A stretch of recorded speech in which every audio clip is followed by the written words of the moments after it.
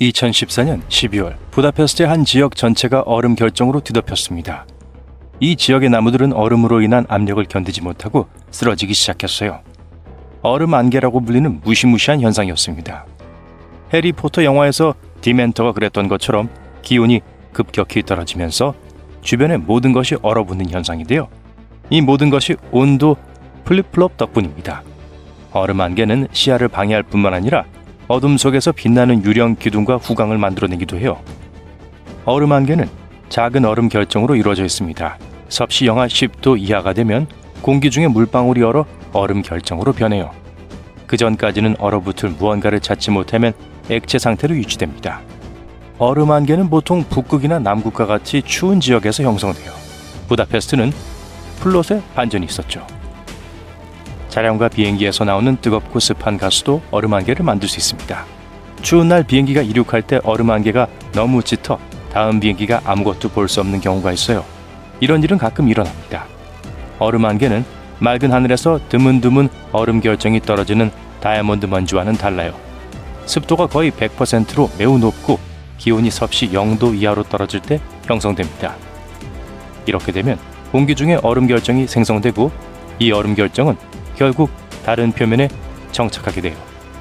흥미롭게도 초기 정착민들은 이런 얼음 결정이 해로 들어가 문제를 일으킬 수 있다고 생각했습니다. 토끼 얼음과 같은 다른 흥미로운 얼음 형성도 많이 있습니다. 토끼 얼음은 공기는 쌀쌀하지만 땅이 아직 서늘한 기운을 받아들이지 않았을 때 발생해요.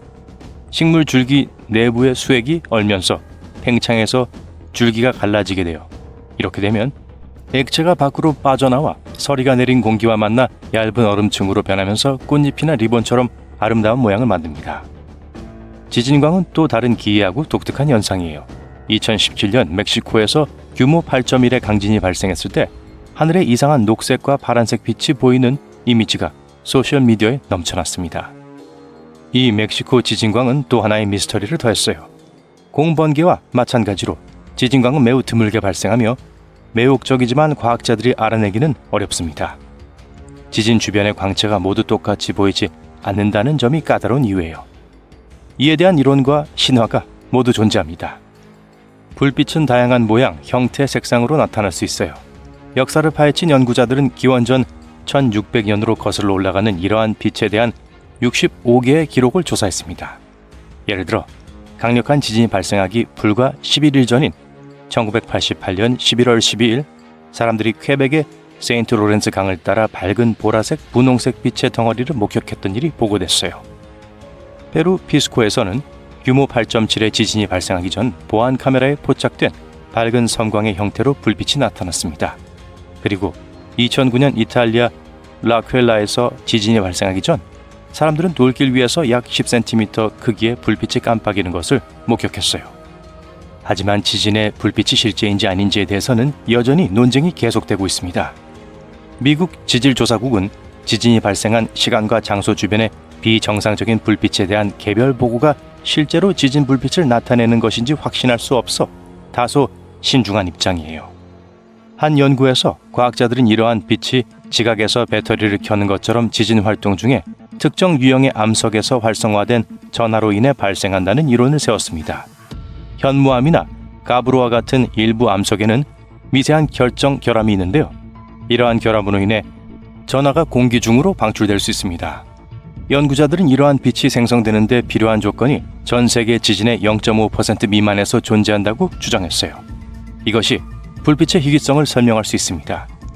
또한 불빛은 지진 발생 전이나 지진 발생 중에 더 자주 나타나는 경향이 있다고 지적했습니다. 이전 연구에서는 지각 응력이 석영을 함유한 암석이 압축될 때 강한 전기장을 생성하는 압전 효과를 일으킬 수 있다고 제안했어요. 하지만 지진광은 예측이 어렵고 수명이 짧기 때문에 연구하기가 어렵습니다. 달이나 태양 주위의 갑작스러운 고리에 대해 이야기할 시간이에요. 친구와 함께 걷고 있는데 갑자기 태양 후광이 보입니다. 자연의 경고예요. 눈이나 비바람이 오고 있다는 뜻입니다. 이러한 후광은 구름 속에 수십억 개의 작은 얼음 결정이 햇빛을 굴절시키되 형성됩니다. 눈이 손상될 수 있으니 이 경이로운 광경을 직접 쳐다보고 싶은 유혹을 뿌리치세요.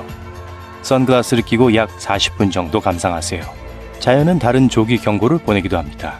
바다가 신비롭게 물러나 산호와 물고기가 보이면 쓰나미가 다가오고 있을 수 있어요. 해변에서 이한류를 조심하세요. 상어가 비정상적으로 가까이 다가오면 폭풍을 피해 도망치는 것일 수도 있습니다. 머리카락이 쭉 뼛서고 장신구가 윙윙거리는 느낌이 드시나요? 근처에서 번개가 칠 수 있으니 대피하세요. 눈사태, 녹색 폭풍, 화산 근처의 호수는 모두 잠재적인 위험 요소입니다. 바다를 건너는 것은 매우 위험해요. 보름달이 뜰 때 동굴 탐험을 하다가 목숨을 잃을 수도 있습니다. 바다가 젓갈색으로 변하면 물속에 독성 조류가 있을 수 있으니 수영을 피하세요. 동물도 재난을 감지하는 만큼 동물이 이상하게 행동하면 주의를 기울이세요. 여름밤 마츠제도 주변에는 매혹적인 푸른빛이 있습니다. 이 빛의 원인은 작고 빛나는 생물체예요. 관광객들은 이 아름다운 광경을 보는 것을 좋아하지만 한 연구에 따르면 독성이 있고 매년 그 규모가 커지고 있다는 단점이 있습니다. 이 현상은 낭만적인 모습에도 불구하고 해로워요. 한 해양학 연구팀이 위성 데이터를 사용해서 19년 동안의 성장을 추적했는데요. 거의 1000장에 달하는 위성 이미지를 분석한 결과 그들은 이 해파리가 더 깊은 바다로 확장하고 있다는 결론을 내렸습니다. 안타깝게도 이러한 확장은 해양 생물의 위협이 되고 있어요. 푸른 눈물의 꽃은 물고기와 바다거북을 중독시키고 심지어 인간의 건강에도 영향을 미칠 수 있습니다. 이 다이노플라겔 자체는 독성이 없지만 먹이인 독성 조류는 해로운 화학물질을 수중으로 방출해요. 이 과정에서 산소가 고갈되어 해양동물도 위험에 처하게 됩니다. 주요 원인은 불분명하지만 양쯔강 하류의 농업 오염이 중요한 역할을 하는 것으로 보여요. 농업용 유출수는 꽃의 번식을 촉진하는 영양분을 유입합니다. 삼엽댐 건설 프로젝트가 진행되는 동안 강 유량이 감소하면서 꽃의 크기가 줄어들었어요. 댐이 완공되고 강이 다시 강하게 흐르기 시작하자 꽃은 다시 성장하기 시작했습니다. 연구팀은 푸른 눈물이 계속 확대되어 해양 생물의 지속적인 위협이 되고 더 선명하게 빛나는 바다를 만들 것으로 예측하고 있습니다. 카타바틱 바람 또는 배소풍은 중력에 의해 높은 고도에서 경사면을 따라 밀도가 높고 차가운 공기가 내려올 때 발생해요. 이 바람은 때때로 허리케인 속도에 도달할 정도로 강력할 수 있지만 드물게 발생합니다. 아드리아해의 보라나 캘리포니아의 산타 아나와 같은 카타바틱 바람은 모든 하강풍과 달리 고원이나 산과 같은 고지대의 차가운 공기에서 비롯되어 공기가 하강하면서 따뜻해집니다. 온도는 발원 지역에 따라 달라요. 남극에서 카타바틱 바람은 풍장을 형성하는 데 매우 중요한 역할을 합니다. 그린란드와 남극과 같은 지역에서는 이 바람이 매우 강해져 허리케인 세력에 도달할 수 있어요. 남극의 맥머드 드라이 밸리와 같은 독특한 현상의 원인이 되며 후에기 군도와 알래스카의 윌리와와 같은 위험과도 관련이 있습니다. 세인트 엘모의 불은 언급할 만한 가치가 있는 자연현상입니다. 뇌우나 화산 폭발이 일어날 때 주변에 강한 전기장이 형성될 때 발생해요. 선박도 때, 비행기 가장자리, 날카로운 물체 등의 주변에 푸르스름하거나 보라색 빛을 발합니다. 이 빛은 이온화된 공기 분자에 의해 발생하며 조도가 낮은 환경에서 더욱 두드러져요. 섬광은 플라즈마의 한 형태로 물체 주변의 전기장이 공기 분자의 이온화를 일으킬 때 발생합니다. 구름과 지면 사이에 높은 전압 차이가 있기 때문에 뇌우 중에 발생할 수 있어요. 날카로운 지점은 전기장이 그 지역에 더 집중되어 있기 때문에 세인트 엘모 화재가 발생하기 쉽습니다. 파란색 또는 보라색으로 보이는 색은 네온사인이 작동하는 방식과 유사하지만 다른 기체를 사용하는 지구 대기 중 질소와 산소의 형광에서 비롯돼요. 이 현상은 고대 그리스부터 15세기 중국까지 역사적으로 볼 수 있는 현상입니다. 안녕하세요. 불 무지개에 대해 들어본 적 있으세요? 네, 저도 들어본 적 없어요. 수평호는요? 그럴 줄 알았어요. 근데 참고하세요. 둘은 같은 거예요. 언뜻 보면 그림 같아 보여요. 아니면 하늘에 무지개 색깔의 물보라가 튄 것 같죠. 이름에도 불구하고 불이나 비와 공통점은 없어요. 이 현상은 특정한 형태의 얼음 구름을 통해 태양이 빛날 때 드물게 발생해요. 무지개 태도 그만큼 독특해요. 다시 말하지만 태양에서 나오는 빛을 완벽한 고리로 구부리기 위해서는 구름에 있는 특정한 종류의 얼음 결정체가 지구 표면에 존재해야 해요. 달빛에도 같은 현상이 일어날 수 있어요.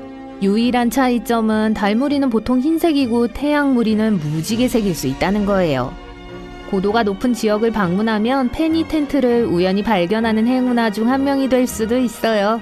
기본적으로 자연적으로 형성된 뾰족한 얼음 기둥을 말해요. 이게 형성되기 위해서는 건조한 공기에 매우 춥고 고도가 높은 환경이 필요해요. 햇빛은 얼음을 물로 녹이는 대신 수증기로 바로 바꿔버려요. 그래서 이 눈과 얼음의 날들이 지구 표면에 나타나기 시작하는 거예요. 귀여워 보일 순 있지만 4.5m까지 자랄 수 있어요. 작은 각각의 용암 방울들이 바람을 만나면 어떻게 될까요? 기본적으로 펠레의 털이 돼요. 제가 설명할게요. 펠레라는 단어는 화산을 뜻하는 고대 하와이 상징에서 유래해요.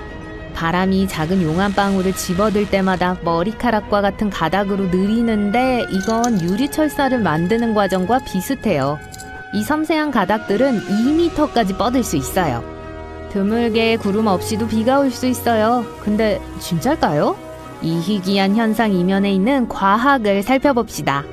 비가 태양에서 바로 내리는 것처럼 보이는데 종종 우린 이걸 선샤워, 즉 여우비라고 불러요. 하지만 분명히 하자면 비가 별에서 직접 내리는 방법은 없어요. 비구름은 그 특정 위치에서 약간 떨어져 있어요. 태양광선에 각이 지면서 구름이 보이지 않게 돼요. 여러분이 있는 방향으로 비를 뿌리게 바람을 조금 불어주면 짜잔! 여우비가 내리죠. 볼리비아의 우유니 소금 호수라고 불리는 곳이 있어요. 세계에서 가장 큰 소금 평지예요. 또한 배터리를 만드는 데 중요한 요소인 전 세계 리튬의 절반이 있는 곳이기도 하죠. 하지만 여기엔 또 뭐가 그렇게 특별한 거죠? 장마철이 올 때마다 이 평평한 땅을 완벽하게 반사되는 거울 호수로 바꿔줘요. 여러분은 피해 폭포에 대해 들으면 무엇이 떠오르시나요? 공포 영화요? 이건 남극 대륙에서 가장 건조한 지역 중 한 곳에 위치한 일련의 폭포일 뿐이에요. 특별한 종류의 박테리아로 가득 찬 지하 호수에서 나오죠. 이 작은 유기체들은 당 대신 황산염을 연료로 사용하기 때문에 과학자들에게는 매우 흥미로워요. 이 호수에 포함된 물은 철로 너무 가득 차 있어서 기본적으로 공기와 만나면 녹이 슬어버려요. 따라서 트레이드마크인 이름을 주는 붉은 폭포가 생기는 거죠. 좋아요. 우리 모두 그 노래를 알고 있지만 사실 이건 지어낸 게 아니에요. 실제로 사막의 장미라고 불리는 게 있어요. 근데 식물이 아니라 광물 석고의 독특한 형태예요. 종종 홍수가 날 수 있는 건조한 모래 지역에서 발달하죠. 습한 환경과 건조한 환경 사이에 끊임없는 전환으로 석고 결정이 모래 알갱이 사이에 나타나는데 결정이 여기에 갇혀서 장미와 같은 모양을 형성해요. 사하라의 눈에 대해 들어본 적 있으신가요? 과학자들은 여전히 그게 어떻게 형성되었는지 알아내기 위해 노력하고 있어요. 그 위를 날아야만 볼 수 있지만 기본적으로 약 1억 년 전으로 거슬러 올라가야 하는 자연적으로 형성된 돔이에요. 아니요, 전 그때 존재하지 않았어요. 대략적인 지름은 40km이고 많은 동심원 고리들로 이루어져 있어요. 가장 큰 곳인 중심 영역은 지름이 약 30km예요. 우주 비행사들이 그걸 발견한 최초의 사람들이었고 그 이래 계속 연구되고 있어요. 사실 지금까지도 플로리다에 착륙할 때 사하라에 눈이 보이면 거의 집에 다 왔다는 걸 알아요. 세계에서 가장 아름다운 색깔의 나무들 중 하나가 필리핀과 인도네시아에 위치해 있어요. 무지개 유칼립투스라고 불리는 거예요. 나무가 나이 들어감에 따라 색을 바꾸고 껍질을 벗는 나무 껍질 때문에 그 이름을 얻었죠. 보통 입에서 발견되는 엽록소라고 불리는 물질을 밝은 녹색 나무 껍질이 함유하고 있기 때문에 그게 제일 어린 나무 껍질이에요. 그런 다음 보라색으로 바뀌고 빨간색으로 바뀌어요. 마침내 자라면서 엽록소를 잃으면 갈색으로 바뀌고요. 숲으로 착각하지 마세요. 이건 나무 한 그루예요. 그리고 아니요, 그건 일종의 착시 현상도 아니에요. 제가 설명드릴게요. 그 흙 아래에는 땅 위에 보이는 약 47,000그루의 나무와 같은 모양을 이어주는 복잡한 뿌리의 네트워크가 있어요. 이 나무는 사시나무예요. 이 나무들 중 일부는 세계에서 가장 오래되고 큰 유기체들 중 하나예요. 자, 여기 모든 여행객들에게 좋은 목적지가 있네요. 아니면 별로 안 좋을 수도 있고요. 나사가 발표한 최근 자료에 따르면 세계에서 가장 번개가 많이 치는 지역은 베네수엘라의 마라카이보 호수라고 해요. 이곳에선 1년 중 300일이 뇌우를 동반해요. 그런데 지역이 뭐가 그렇게 독특해서 폭풍우가 자주 일어날까요? 왜냐하면 이곳은 차가운 산의 공기가 따뜻하고 습한 바람을 만나 호수 위로 전기를 만들어내는 곳이기 때문이에요. 이터널 플레임 폭포는 캐나다 국경 근처의 뉴욕주 북부에 위치해 있어요. 이 지역에는 엄청난 비밀을 가진 작은 폭포가 있어요. 약 20cm짜리 높이의 불꽃이에요. 알고 보니 불꽃의 연료를 공급하는 천연가스 누출이 폭포 뒤에 있었던 거예요. 불꽃이 거의 항상 켜져 있을 수 있도록 폭포가 충분히 덮어주고 있어요. 등산객들은 불을 꺼진 걸 보면 다시 불을 붙이는 걸 좋아해요.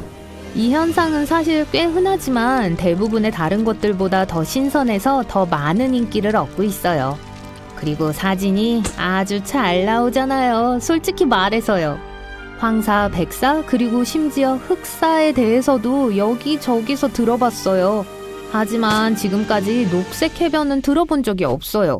그린샌드 비치라고도 알려진 파파콜레아는 하와이에 위치해 있으며 녹색 모래를 특징으로 하는 세계에서 몇 안 되는 해변 중 하나예요. 이 독특한 색깔은 근처에 화산이 폭발했을 때 형성된 감람석으로부터 생겨났어요. 사실 하와이에서는 모든 화산이 근처에 가까이 있어요. 녹색 모래는 그만 볼게요. 왜냐하면 세계의 다른 해변 중 일부는 밤에도 빛날 수 있거든요. 그리고 이건 완전 천연이에요. 범인이요? 식물성 플랑크톤이라고 불리는 작은 것 때문이에요. 또는 미세조류라고 불리기도 해요. 이것들은 기본적으로 엽록소를 포함하고 있고 살고 자라기 위해 햇빛을 필요로 하는 작은 식물이에요. 대부분의 식물성 플랑크톤은 물 아래 햇빛이 여전히 닿을 수 있는 바다의 상층부에서 떠다닐 수 있어요. 식물성 플랑크톤은 파도와 해류의 움직임에 의해 뒤흔들리게 될 때 빛을 발산하는데 밤 동안에는 어떤 빛 같아 보이기도 하죠. 이 특별한 미생물들은 몰디브, 푸에르토리코, 그리고 에버글레이즈와 같은 세계의 많은 곳들의 해변에서 발견돼요. 와이오밍주 애프턴 바로 바깥에 위치한 산의 밑바닥에는 간헐천이라고 불리는 작은 강이 있어요. 전 세계에 이런 종류는 3개밖에 없어요. 하지만 이 작은 물줄기를 신비롭게 만드는 건 뭘까요? 아마 몇 분마다 시작하고 멈춘다는 사실 때문일까요? 과학자들은 아직 왜 이런 일이 일어나는지 정확히 찾아내지 못했어요. 강물을 자주 시작하고 멈추게 하는 게 그저 땅속 깊은 곳에서 일어나는 사이폰 효과일 뿐이라고 추측하고 있죠. 만약 여러분이 이걸 확인하는 데에 관심이 있다면 늦여름에 꼭 확인하도록 하세요.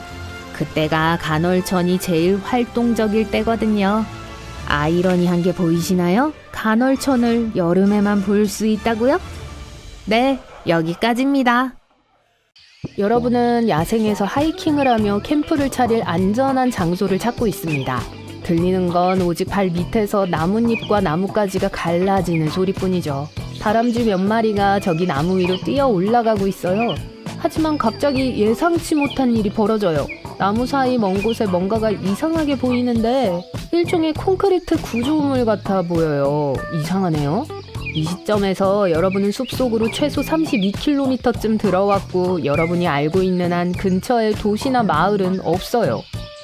그래서 더 자세히 보기 위해 친구들과 함께 길을 떠나기로 해요. 하지만 가까이 다가갈수록 아무데로도 이어지지 않는 걸 알게 돼요.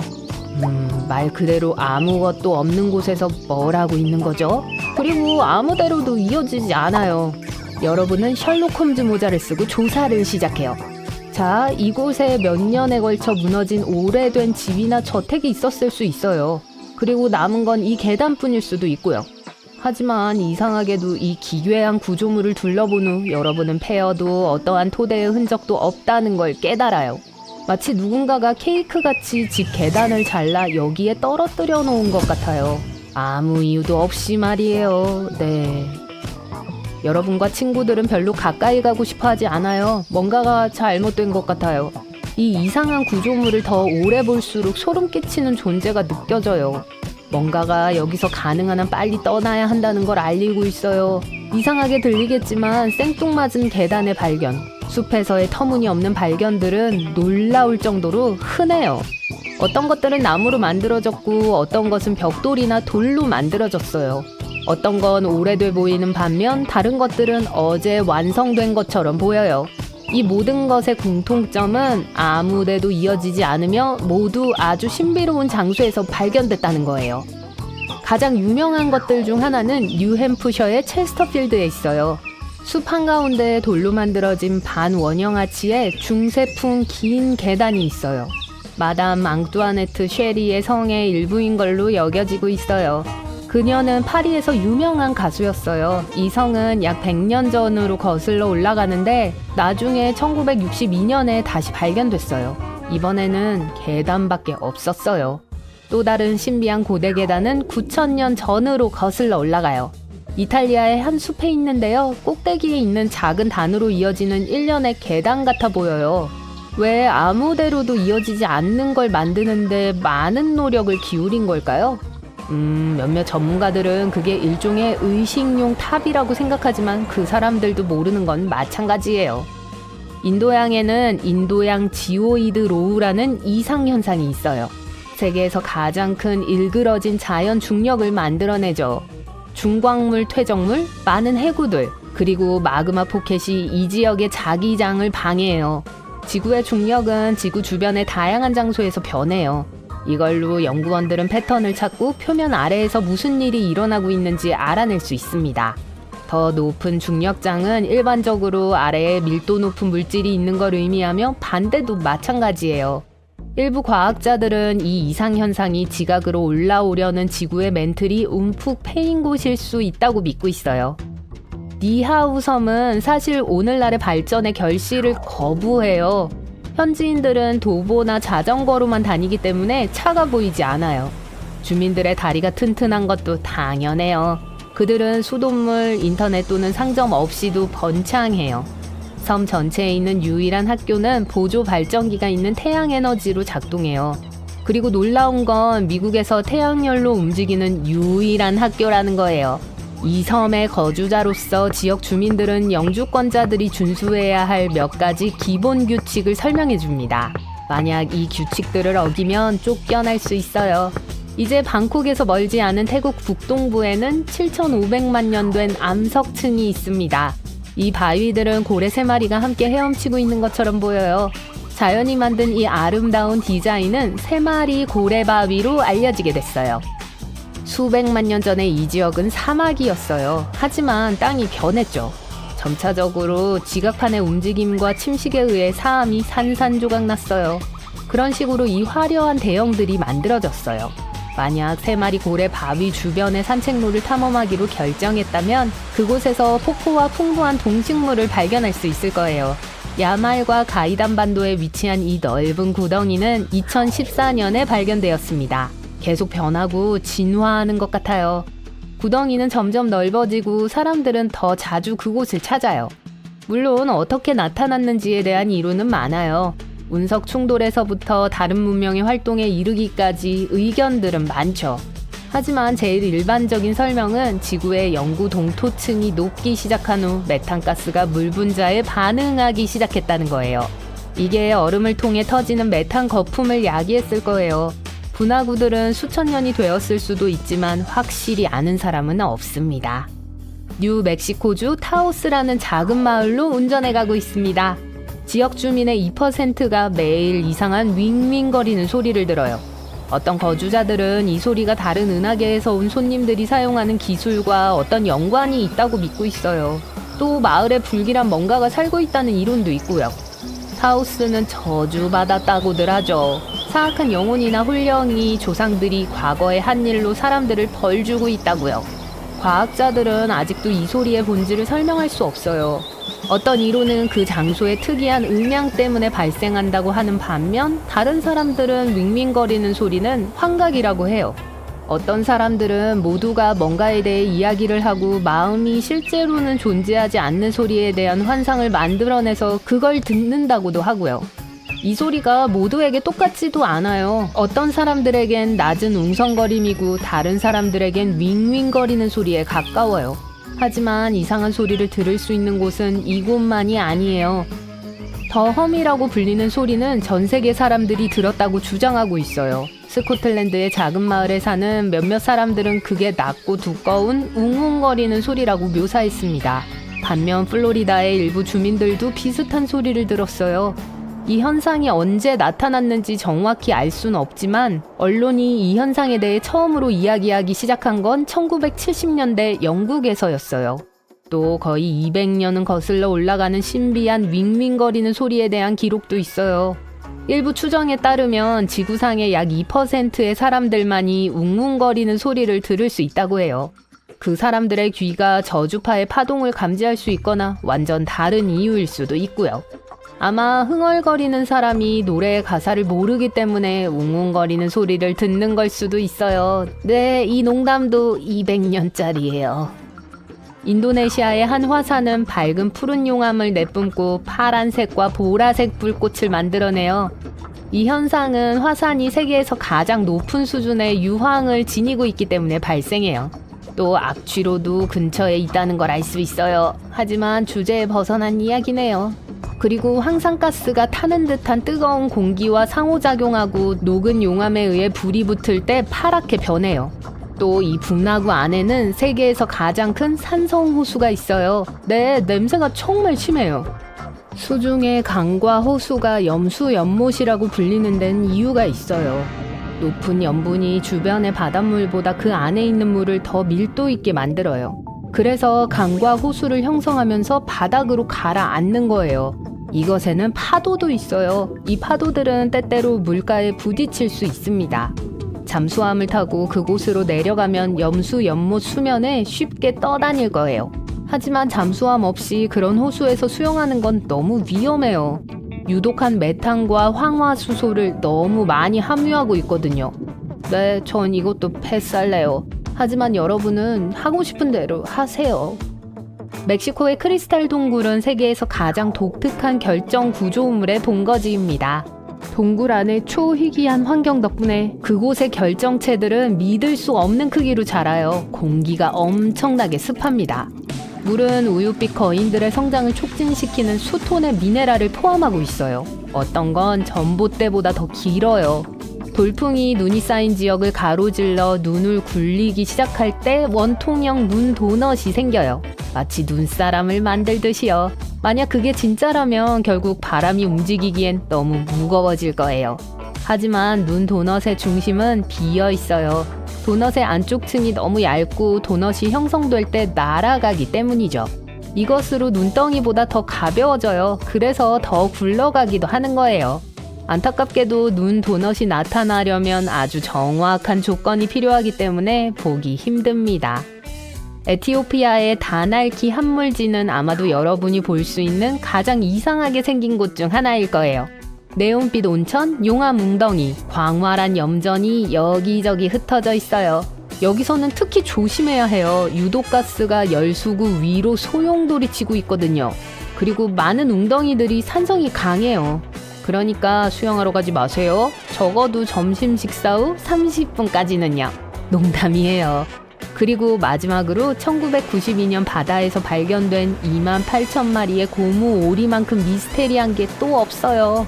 홍콩에서 미국으로 목욕 장난감을 운반하던 배가 바다에서 길을 잃었을 때예요.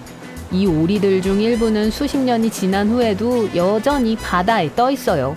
남아메리카, 알래스카, 하와이, 그리고 심지어 호주에서도 목격됐어요. 그리고 갖고 놀면 목욕 시간이 즐겁죠. 고무오리. 아래에서 우르렁거리는 소리가 느껴져요. 아니요, 여러분의 배 말고요. 낮고 불길해요. 위를 올려다보니 땅 위에 걸려있는 이상한 불빛이 보여요. 하늘 높이 떠있는 반짝이는 빛의 궁 같아 보여요. 목이 말라서 침을 꿀꺽 삼켰어요. 사람들은 이걸 지진 발광이라고 불러요. 이 현상에 대한 이해는 아주 적으나 목격자들은 다양한 모양과 크기로 이 현상을 보았다고 했어요. 이것은 불빛 궁, 판번개, 띠, 그리고 하늘의 지속적인 빛의 형태일 수 있어요. 곧 강한 지진이 뒤따르죠. 과학자들은 왜 이런 불빛들이 나타나는지 설명하지 못하며 항상 증명하지 않죠. 어떤 사람들은 대기 중으로 방출된 지하가스의 반응이라고 믿어요. 아니나 다를까 지진이 시작돼요. 운이 좋네요. 하지만 예상보단 강하지 않군요. 당은 흔들리지만 균형을 유지할 수 있을 정도네요. 시작과 동시에 갑자기 멈춰서 여러분은 집으로 걸어가요. 집에 가는 길에 섬광을 보고 채찍 휘두르는 소리가 들려요. 번개가 방금 여러분이 서 있던 곳 근처에 홀로 있던 나무를 강타했어요. 불이 붙었고 불기둥이 하늘로 치솟고 있어요. 아직도 비는 오지 않고 불기둥은 점점 더 커져요. 여러분은 불 토네이도 같은 것에 대해 들어본 적이 있나요? 이런 현상은 기압의 차이로 바람이 지면 가까이 원안에 갇힐 때 발생해요. 이런 작은 토네이도는 보통 쉽게 알아차릴 수 있죠. 작은 돌무더기, 먼지, 모래, 그리고 나뭇잎들이 공중으로 솟아오르고 빠른 원을 그리며 날기 시작해요. 하지만 그러다가 만약 근처에 화재의 근원이 있다면 깔때기가 불을 잡아 풀무처럼 더 강하게 불 수 있어요. 불길이 빙글빙글 돌면서 점점 더 높아지다가 결국 소용돌이 치고 불타는 탑을 만들어요. 다행히도 불 토네이도는 수명이 짧고 보통 큰 피해를 입히지 않아요.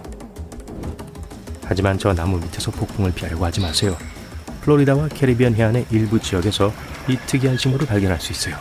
겉으로는 전혀 특별해 보이지 않죠? 회색 몸통, 녹색잎, 그리고 작은 사과와 비슷한 과일. 여러분이 기억해야 할 것은 절대로 이 사과를 따지 말고 특히 비가 올 때 나무 옆에 서 있지 말라는 거예요. 이건 세계에서 가장 위험하다고 알려진 만찢는 나무예요. 몸통, 나무 껍질, 나뭇가지, 그리고 열매에는 독이 있는 액이 들어있어요. 이 부식성 산성 액체 한 방울이면 피부를 해칠 수 있어요. 많이요.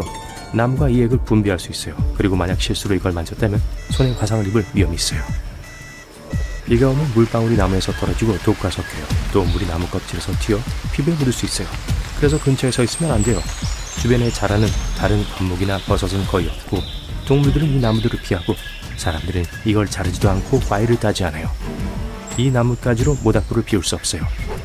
타는 나무는 눈에 손상을 입힐 수 있는 유독성 연기를 내뿜어요. 현지인들은 이 나무를 잘 알지만 관광객들과 여행객들은 잘못하다가 다칠 수 있어요. 그래서 대부분의 만치리 나무는 페인트로 표시되어 있거나 경고 표지가 있어요. 베네수엘라 서부 카타툼보 강 근처에 사는 주민들은 거의 매일 밤 번개를 보기 때문에 번개를 두려워하지 않아요. 오후 7시경에 시작되어 새벽까지 끝나지 않죠. 끊임없이 치는 카타툼보 번개는 2010년 1월부터 3월까지 몇 달 동안 멈춘 적이 한 번 있어요. 아마도 가뭄 때문이었을 거예요. 아니면 전화가 다 떨어졌던 걸 수도 있어요. 1991년 한 과학자는 이 현상이 그 지역에서 만나는 차고 따뜻한 기류 때문에 일어난다고 제기했어요. 또 다른 이론은 번개가 기반함에 있는 우라늄에 의한 것일 수도 있다고 해요. 모든 번개가 구름 안에서 일어난 건 아니에요. 지저분한 폭풍우라고 불리는 희귀한 현상이 있어요. 번개가 화산 위에서 발생하는 건데 가장 유명한 건 일본에 있어요. 거의 매일 분출하고 공중으로 검은 구름을 높이 내뿜죠. 그래서 엄청나게 무서운 화산 구름인데 거기다가 번개까지 있어요. 우후! 보통의 번개는 폭풍우 동안 얼음 결정이 서로 부딪힐 때 일어나요. 지저분한 폭풍우 속에서 화산재 조각들이 충돌해 마찰을 일으켜 하늘에 불을 붙이죠. 지구상에서 가장 덥고 가장 건조한 곳 중 하나인 아프리카의 다나킬 사막에서는 기온이 종종 화씨 50도 이상으로 올라가요. 이 세상이 아닌 풍경에는 염소와 유황과 같은 유독가스를 내뿜는 활화산과 간헐천이 많이 있어요. 그 활기찬 녹색, 강청색과 노란색의 물은 모두 마그마에 의해 데워진 비와 바닷물이에요. 여기서 한 발짝 잘못 내디디면 여러분 영원히 죽은 목숨이에요. 이것은 2009년 6월에 일어났어요. 폭풍우가 내린 후 일본의 일부 지역 사람들이 집을 떠났는데 사방에서 물고기, 개구리, 올챙이를 보게 되었죠. 들판, 도로, 잔디밭, 그리고 옥상은 이 수중생물들로 난장판이었죠. 한 남자는 그의 트럭과 주변에 13마리의 잉어가 있는 걸 보고 충격을 받았어요. 몇 마리인지 세력을 멈춘 것 같네요. 이 기괴한 비가 어디에서 왔는지 아무도 확실히 알지 못해요. 하지만 가장 인기 있는 이론은 강력한 용오름이 이 모든 생물들을 들어올린 거라고 주장해요. 그러고 나서 이걸 상층 대기로 운반해서 아래에 있던 아무것도 모르고 있는 사람들에게 생물들을 떨어뜨린 거죠. 이제 캐나다의 아브라함 호수에 오신 걸 환영합니다. 완전히 얼어있어요. 여러분은 투명한 얼음 위에 올라서서 아래의 풍광을 내려다봐요. 물고기는 없고 그냥 신비스러운 얼어버린 기포들 뿐이에요. 마치 얼음에 얼어붙은 작은 구름이나 겨울 재킷을 챙겨 입는 걸 잊은 해파리 같아 보여요. 메탄으로 이루어진 수천 개의 작은 기포들이 있어요. 하지만 그걸 만지려고 얼음에 구멍을 파지 마세요. 메탄은 가연성이 아주 높아요. 이건 메탄을 생성하는 박테리아가 나뭇잎, 풀, 곤충 또는 호수에 유입되는 다른 유기물을 먹어서 만들어졌어요. 메탄이 얼음 물에 닿으면 수만 개의 얼어붙은 작은 공으로 변해요. 얼음이 녹으면 터져서 지글거리죠. 비슷한 호수가 북극해 일부 해안 근처에서 발견될 수 있어요. 그곳의 기포의 크기는 열기구의 몇 배에 이를 수 있어요. 확실히 아름답지만 사실 안전하지 않죠. 다음 충격적인 호수는 인도네시아에 있어요. 자바 섬입니다. 풀과 나무가 우거져 있는 장엄한 화산에 왔어요. 화산은 잠들어 있는 것 같지만 연기가 쏟아져 나오고 있어요. 정상에 올라요. 지치고 피곤하고 땀이 나고 여러분은 더위를 식힐 준비가 되었어요. 잘했어요. 정상에 올랐어요. 여러분은 화산 입구를 들여다봅니다. 끓는 용암은 없고 저 아래 아름답고 밝은 청록색 호수만 있네요. 오아시스 같아요. 상쾌하게 다이빙할 완벽한 순간이네요. 달려내려가 뛰어들 준비를 해요.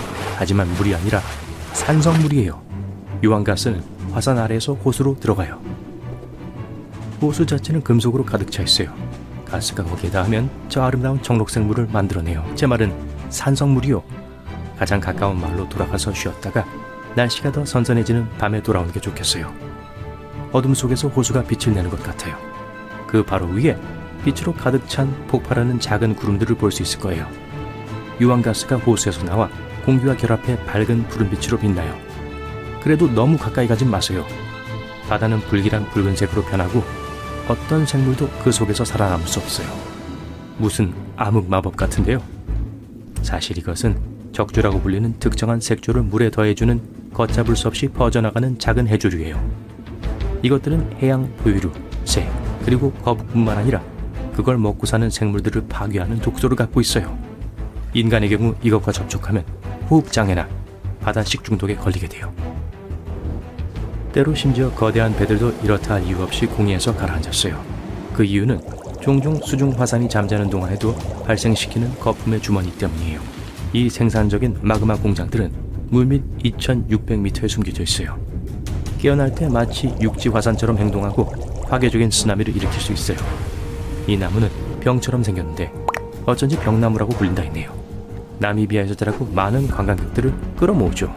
하지만 이 나무는 지구상에서 가장 위험한 나무 중 하나니까 너무 가까이 가지 마세요. 우유 같은 액이 나무 몸통 안쪽에 흘러요. 이건 인체의 독성이 아주 강해요. 하지만 밝은 면을 보자면 이 나무들은 붉은 속이 있는 아름다운 분홍색과 흰색의 잎을 갖고 있어요. 우주 서쪽에 한때 감옥으로 사용되었던 나무가 자라고 있어요. 오랫동안 바오밥 감옥나무 안에는 범죄자들을 위한 감방이 존재했었어요. 보통 사람들이 임시로 하룻밤만 그곳에 머물렀어요. 그 후 최종 목적지로 옮겨졌죠. 이 감옥은 1500년도 훨씬 전에 지어졌고 오늘날까지 완벽하게 보존되어 있어요. 이곳을 찾는 관광객들은 안을 살짝 볼 수 있어요. 러시아 발트해 연안에는 수수께끼 같은 국립공원이 있습니다. 춤추는 숲은 지금까지 어떤 과학자도 설명하지 못한 곳입니다. 숲의 소나무는 모두 고리와 나선형으로 꼬불꼬불 굽어 있어요. 그 지역의 모래 언덕을 보다 안정적으로 만들기 위해 소나무를 심었던 60년대 초반이 돼서야 그 모습을 드러냈죠. 한 가지 이론은 불안정한 모래가 나무를 이렇게 꼬이게 만들었다는 거예요. 꼬불꼬불한 나무에 대한 다른 이론들에선 강한 바람 혹은 초자연적인 힘 때문이라고 하고 있습니다. 어떤 사람은 숲에서 긍정적인 에너지와 부정적인 에너지가 만나면서 나무를 꼬이게 만든 거라고 하네요. 지역 전설에 따르면 나무 고리 중 하나를 통해 나무에 올라가는 사람은 수명이 1년 늘어나거나 소원이 하나 이루어진다고 합니다. 이거 마음에 드네요. 엽기적인 나무에 대해 말하자면 이탈리아 피에몬트 지역에서 자라는 나무 한 그루를 빼놓을 수 없죠. 그곳에선 뽕나무 꼭대기에서 벚나무가 자랍니다. 이상한 것은 두 나무 모두 완전 건강하다는 거예요. 토성의 북극에 계속되는 폭풍은 모양이 이상합니다. 육각형이에요. 아마도 바람이 기울기 때문일 것 같아요. 이 구름 패턴의 총 길이는 14,500km로 지구의 지름보다 약 1,800km 더 깁니다. 육각형은 여러 해 동안 관찰되었지만 더욱 신비로워졌습니다. 색깔도 변했거든요. 예전엔 청록색이었지만 최근엔 황금색으로 바뀌었죠. 색이 변하는 이유는 계절이 바뀌면서 극지방이 햇빛에 노출되기 때문이에요. 워싱턴의 오크빌에서 비가 오는 게 드문 일은 아니지만 이 비는 여전히 과학적으로 확실하게 설명되지 않았습니다. 흔한 빗물 방울 대신에 하늘에서 투명한 젤리 형태의 빗방울이 떨어졌어요. 이 방울들이 약 58제곱킬로미터에 걸쳐 내렸죠. 이 비에 매우 가까이 간 사람들은 감기 같은 증상을 경험했다고 합니다. 그 방울은 뭐였을까요? 연구원들은 이 방울에 인간 백혈구가 들어있다고 주장했습니다. 이후 실험에서는 핵이 없는 것으로 나타났어요. 어떤 사람들은 이 방울이 해파리가 증발되어 비처럼 내린 거라고도 하고, 심지어 상업용 비행기에서 떨어진 폐기물이라고 주장하기도 합니다. 항해하는 바위라고도 알려진 걸어다니는 바위는 외부의 개입 없이 캘리포니아의 데스밸리 국립공원을 가로질러 이동하며 가는 길을 따라 흙과 모래에 긴 흔적을 남깁니다. 움직이는 바위에 다양한 타임랩스 영상 자료가 찍혀 있어요. 과학자들은 심지어 몇몇 바위에 GPS 내비게이션을 설치했고 바위가 상당한 속도로 움직인다는 것을 알아냈습니다. 일부 연구원들은 밤 동안 데스밸리의 어는 듯한 기온 때문에 얇은 얼음이 만들어진 후 낮이 되자 얼음이 녹을 때까지 바위가 움직이게 된 거라고 생각합니다. 아니면 롤링스톤즈 콘서트가 있었거나요? 농담입니다. 시베리아의 바타가이카 분화구는 지하세계의 문처럼 보입니다. 길이는 약 1km이고 깊이는 86m예요. 하지만 성장을 멈추지 않습니다. 깊이가 점점 더 깊어질수록 지하층이 더 많이 노출되죠. 이 층들은 수천 년 전 지구의 모습을 보여줍니다. 움푹 꺼진 땅에 지구가 예전에 어떤 기후였는지가 드러나거든요. 이 분화구는 60년대에 급속한 산림 벌채로 나타나기 시작했습니다. 나무는 더 이상 땅의 그늘을 들이우지 않았고 땅은 더 뜨거워졌죠. 그래서 영구 동토층이 녹으면서 분화구가 형성된 거예요. 뉴멕시코 타오스의 웅웅거리며 고동치는 소리는 1990년대 이후 현지인들을 미치게 만들었습니다.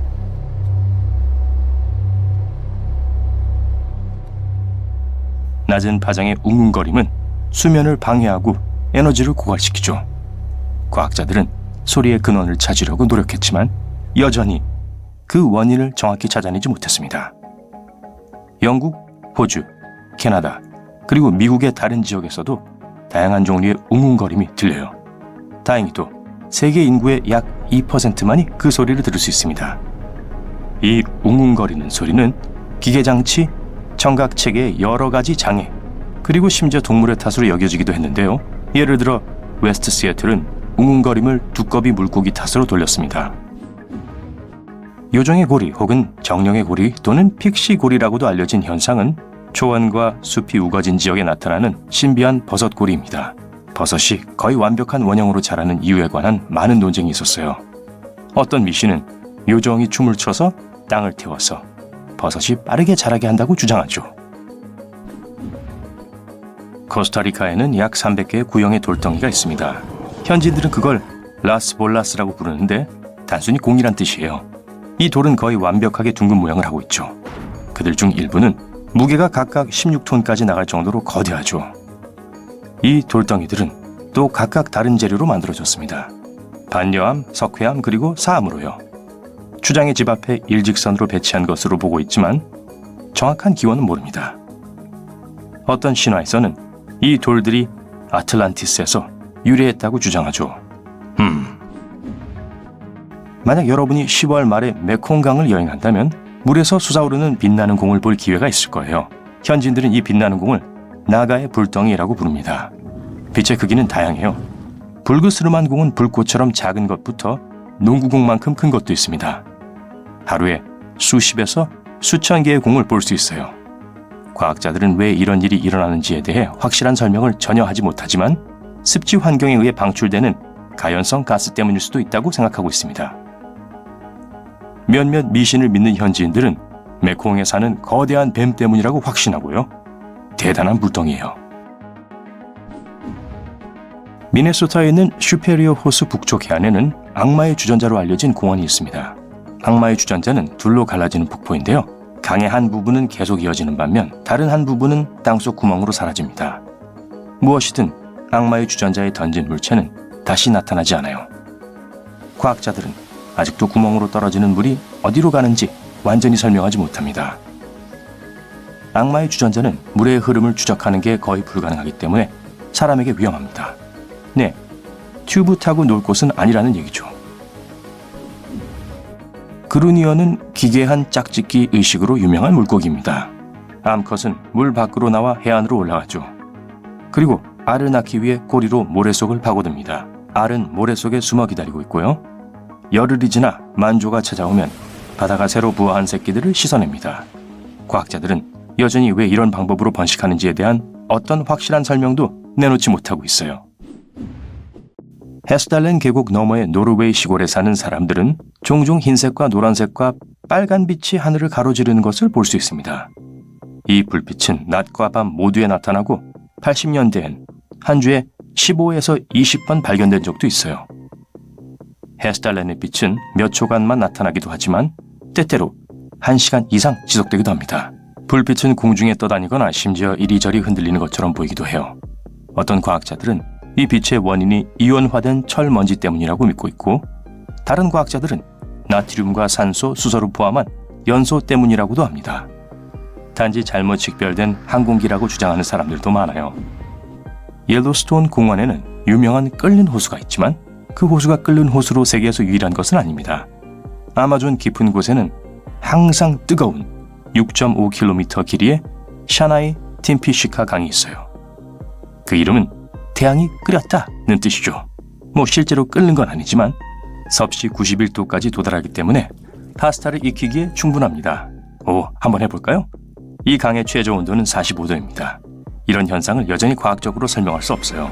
왜냐하면 물이 이런 온도까지 데워지려면 화산과 거리가 가까워야 하는데 가장 가까운 화산이 640km나 떨어져 있거든요.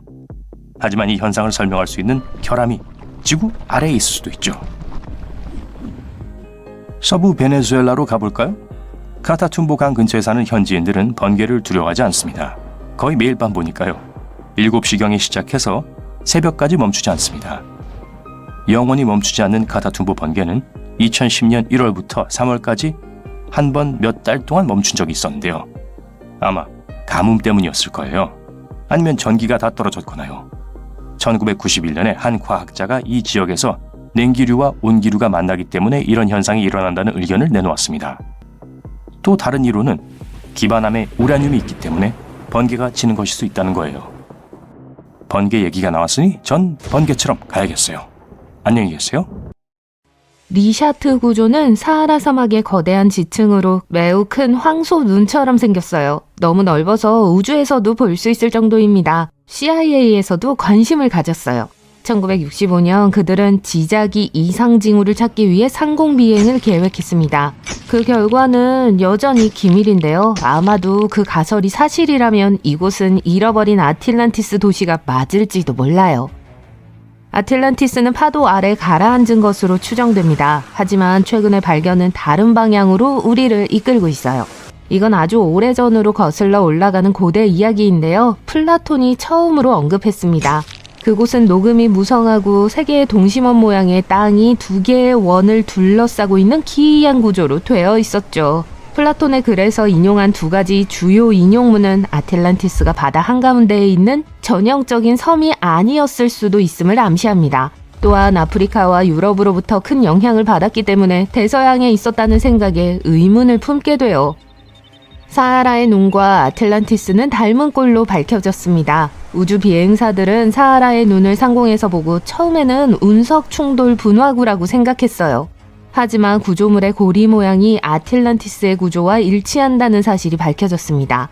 더 중요한 건 사하라 사막이 항상 사막이 아니었다는 점이에요. 약 11,000년 전에 열대 지역에서 사막으로 변했죠. 연구원들은 타만 라셋이라는 거대한 강이 있었다는 증거를 발견했는데 이 강은 한 공동체를 지탱했을 수 있어요. 플라톤의 설명과 일치하는 리샤트 구조물 쪽으로 흐르고 있었습니다. 사하라 횡단 항로는 5천만 년에서 1억 년 전에 사하라 사막을 통과했어요. 이 바다는 빙하기의 끝으로 인한 급격한 해수면 상승으로 인해 약 11,500년 전에 아틀란티스를 파괴한 것으로 추정됩니다. 나사의 월드뷰 이미지는 이 이론과 일치하는 패턴을 보여줍니다. 이 동심원 고리는 수백만 년에 걸친 지구 진화의 비밀을 푸는 열쇠가 될 수 있어요. 동심원은 탄력 있는 암석층의 침식작용으로 형성되어 산등성이와 골짜기의 으스스한 패턴을 만들어냅니다. 중앙 봉우리는 400m 높이로 우뚝 솟아 있어요. 중앙 부분은 침식작용에 의해 크게 변형되어 봉우리가 솟아오른 원형 구조가 드러났죠. 사하라의 눈은 다른 충돌 분화구와 달리 놀라운 균형과 대칭을 자랑합니다. 어떤 사람들은 바람과 물에 의해 조각된 암석 융기 때문에 생긴 것이라고 말해요. 다른 사람들은 동심원의 영광을 드러내기 위해 침식된 고대 안티라인이라고 생각하기도 합니다. 소금의 부력이 이 아름다움을 조각했다는 소금 디아피르 이론도 있어요. 연대 측정 기술을 통해 5억 4,100만 년에서 2억 5,200만 년쯤 전에 형성됐다는 것이 입증됐습니다. 고대 도구는 강바다 근처의 구조물 외곽골이 주변에 흩어져 있어요. 같은 지역에서 더 오래된 석기 도구도 발견되었습니다. 신석기 시대의 창초기 일부 발견되었지만 당시 사람들이 그곳에 살았다는 흔적은 많지 않아요. 이 지역은 사냥이나 도구 제작과 같은 단기 활동에 사용되었던 것으로 보입니다. 세상을 괴롭히는 또 다른 기이한 미스테리들이 있습니다. 그러한 수수께끼 중 하나가 노르웨이에 있는데 빛의 계곡이라고도 알려진 불길한 헤스달렘 빛 현상은 과학자들을 혼란에 빠뜨려요. 이 계곡의 폭은 15km에 달해요. 꽤 외딴 곳이지만 언덕 위에는 계곡을 스캔하는 카메라가 장착된 특이한 파란색 상자가 높이 자리 잡고 있습니다. 이 불안한 이야기는 1980년대 헤스달렌의 밤하늘에 불타는 불덩어리가 폭발하면서 시작되었고, 이를 목격한 사람들은 등골이 오싹해지는 광경을 반복적으로 목격했습니다. 일시적인 현상이 아니라 정기적으로 발생하는 일이 됐어요. 겁에 질린 지역 주민들은 설명할 수 없는 발광 현상을 목격했다고 보고했으며 그중 일부는 집 근처에서 발생했습니다. 불안감은 들불처럼 퍼져나갔어요. 최고조에 달했을 때는 매주 약 20건의 목격이 있었습니다. 이 현상은 전 세계 신문, 잡지, 미디어를 통해 알려지기 시작했습니다. 곧 사람들은 불빛을 직접 보기 위해 계곡으로 몰려들었어요. 1984년에는 자력계, 라디오미터, 기타 5미터와 같은 정교한 장비로 무장한 전문가들이 이 싸움에 합류했습니다. 그들이 마주한 것은 설명할 수 없는 놀라운 빛이었어요.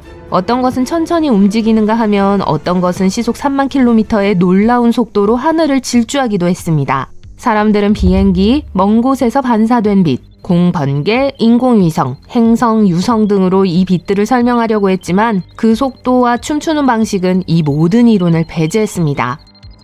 우리는 또 다른 신비로운 장소에 천천히 다가가고 있습니다.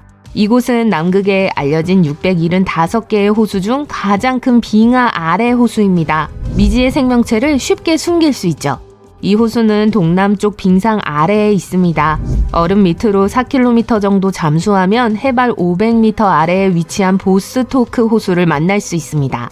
이 호수는 가장 넓은 지점에서 길이가 250km, 폭이 52km에 달해요. 평균 수심은 432m이며 부피 기준으로 세계에서 6번째로 큰 호수이기도 합니다. 높은 기둥과 깊은 분지가 있는 수중 도시와도 같은 곳이에요. 이 비밀의 호수는 1933년에 발견되었습니다. 하지만 2000년이 넘는 세월 동안 고대의 비밀을 간직한 채 발견되기를 기다렸던 거예요. 2012년 과학자들은 얼음을 뚫고 사상 최장 길이의 얼음 코어를 만들었습니다. 그들은 얼음을 뚫고 호수 표면까지 도달했어요. 2013년에는 얼음 핵을 추출하는 동안 고요한 바닷물이 분출하여 시추액과 섞이면서 예상치 못한 반전이 일어났습니다. 그리고 2015년에 깨끗한 물 샘플을 얻었어요. 수백만 년 동안 사람의 손길이 닿지 않은 화석 수자원 매장지이기 때문에 이전에는 알려지지 않은 생명체가 존재할 수 있다고 생각하는 사람들도 있었습니다.